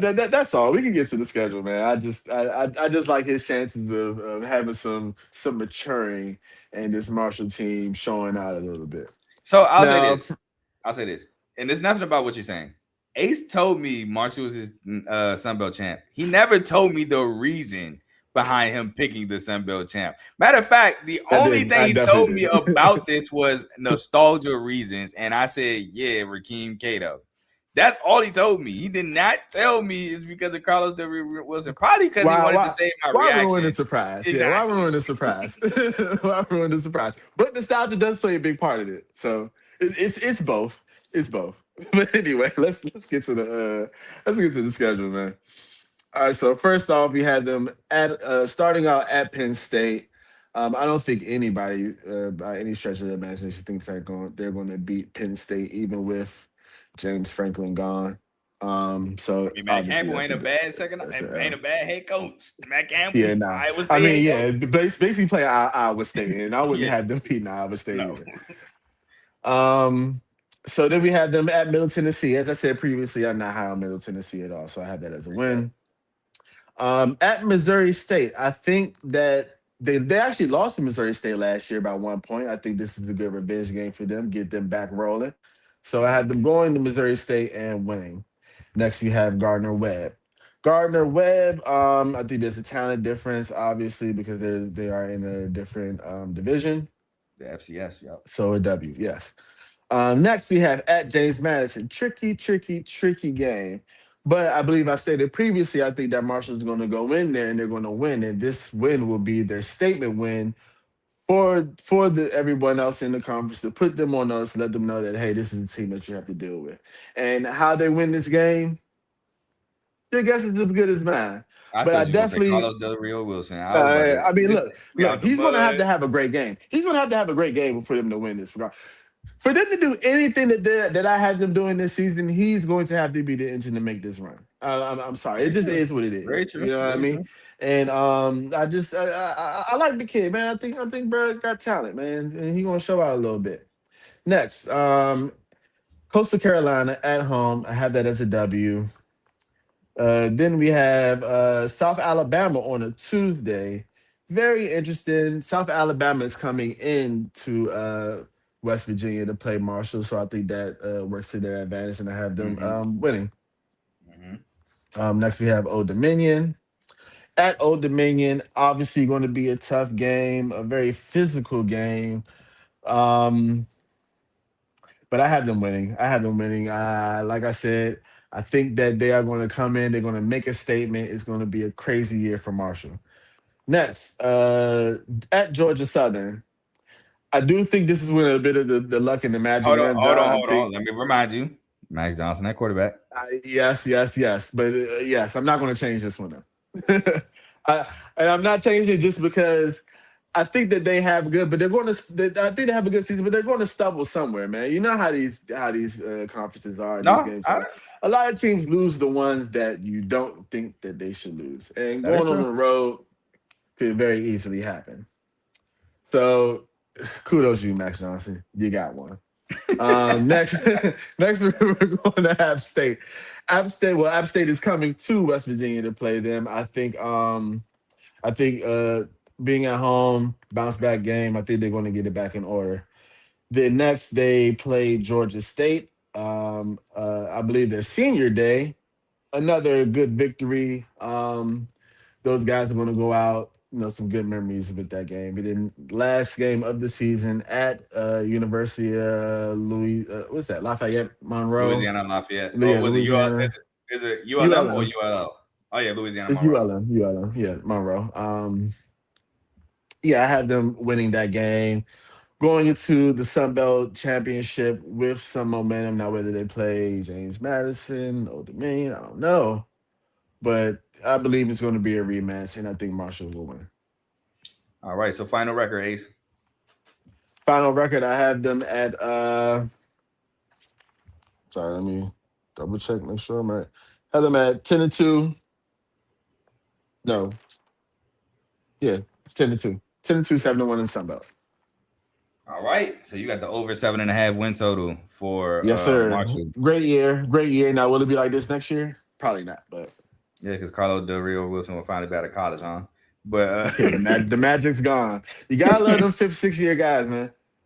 yep. So that has been our 10 group of 5 schools to look out for. Shout out my dog Ace, as always, for coming on. Um, any last words for the people, Ace? I think that might be my boldest pick I've ever done on Oh, this facts. show. It's not your fault. By far. And I'm kind of like, dang, I should have just picked Billy Napier, man. Nah, no, you know what? I like it though, because if you're right, you get a ton If of I'm points. right, the Yeah, foresight is crazy. yeah, for Foresight's sure. crazy You if get a I'm ton right. of points and you get the brag, like I told y'all. But if you're wrong, I mean, hey, nobody faults you for going out Worst on a things limb here. happen. Yeah, for sure. I Yeah, don't for fault you sure. for going out on a limb.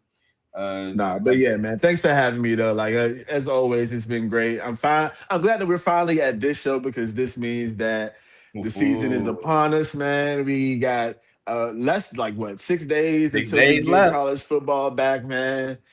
This is gonna be a great season. I hope you guys enjoy it like how we are going to enjoy it. And hopefully I'll be back on here later in the season to talk, some mid-season stuff. And we'll, Of we'll we'll course. definitely tap in.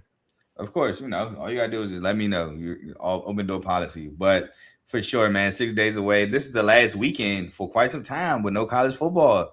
So soak it up because next Saturday Yeah. we got week 0, UNC, Yeah. TCU in Dublin. Now granted, I don't know why they did the people of Dublin like that to give them a game like that, but hey, it is what it is. Please, please stop doing that. Oh my gosh. Can we please? Can we please? Hey, Like, hey, I will say the underdogs are ridiculous. undefeated in Dublin.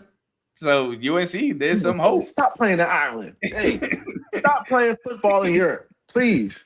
Oh, bro, an NFL team is coming to Europe, by the way. I know this is a college show, Yeah, I but know. I know. I know. I know. it's And it's unfortunate. It's very unfortunate. it's I don't like it.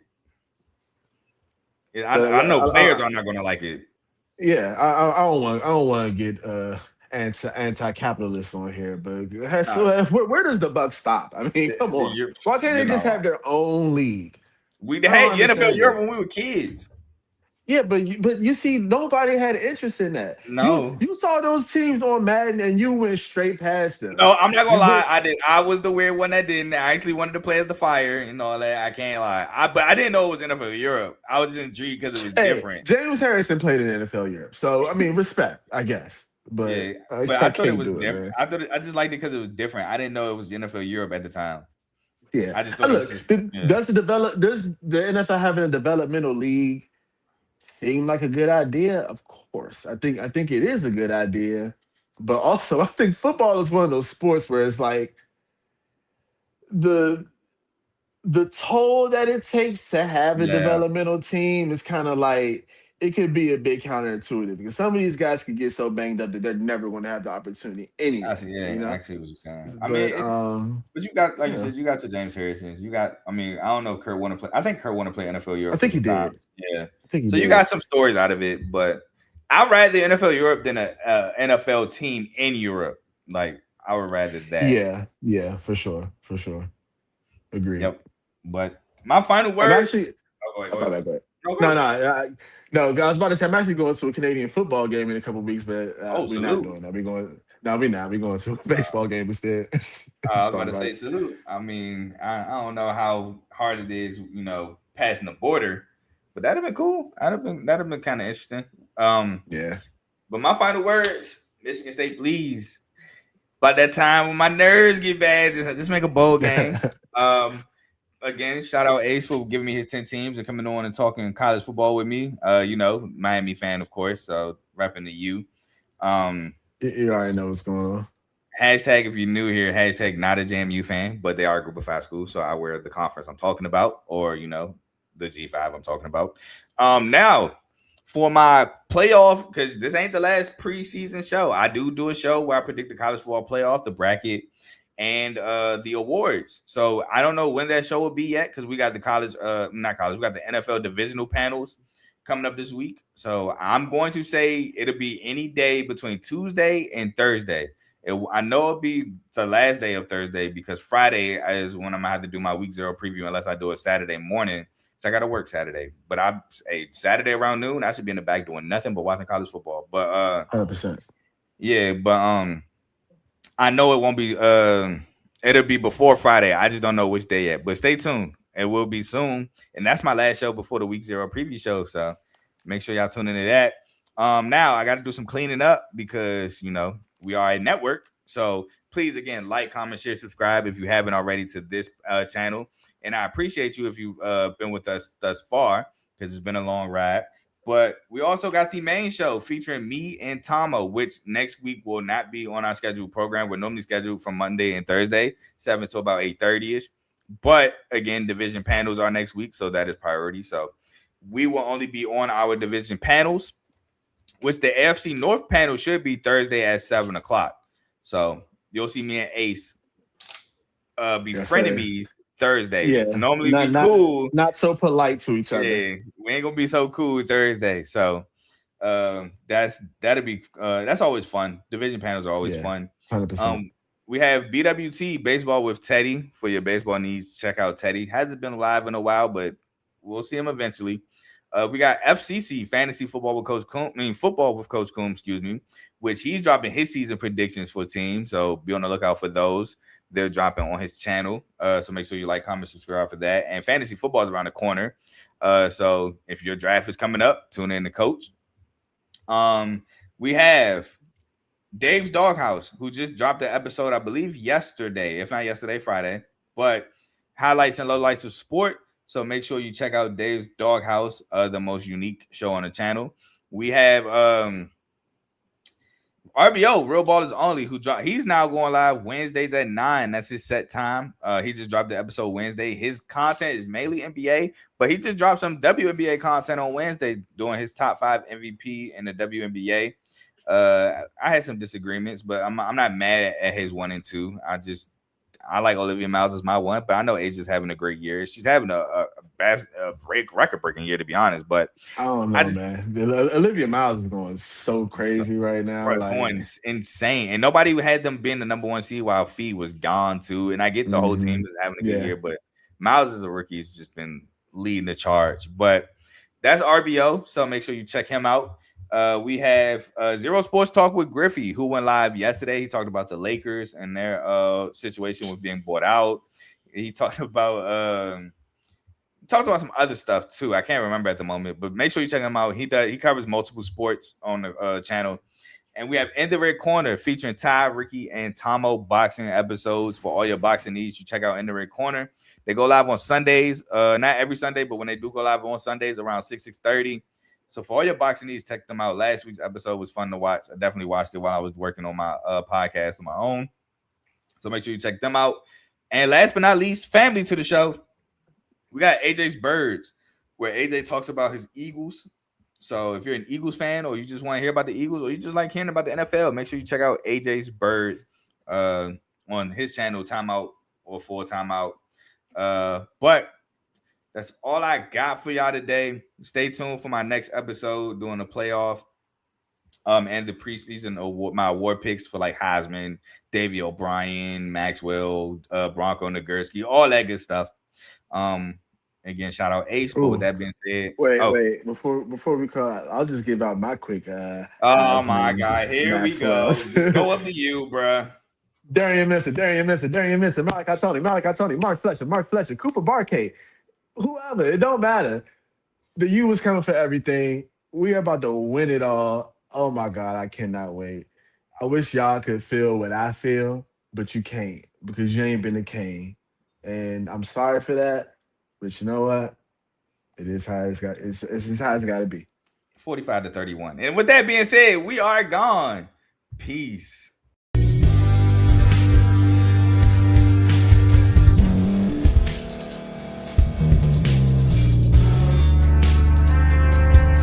Thank you for staying to the end. If you're watching this on YouTube, please like this video, subscribe, and also hit that notification button so you can be notified next time we put out a video. If you're listening on any podcast platform, subscribe and hit that notification button, y'all, so you can be notified we put out another podcast audio.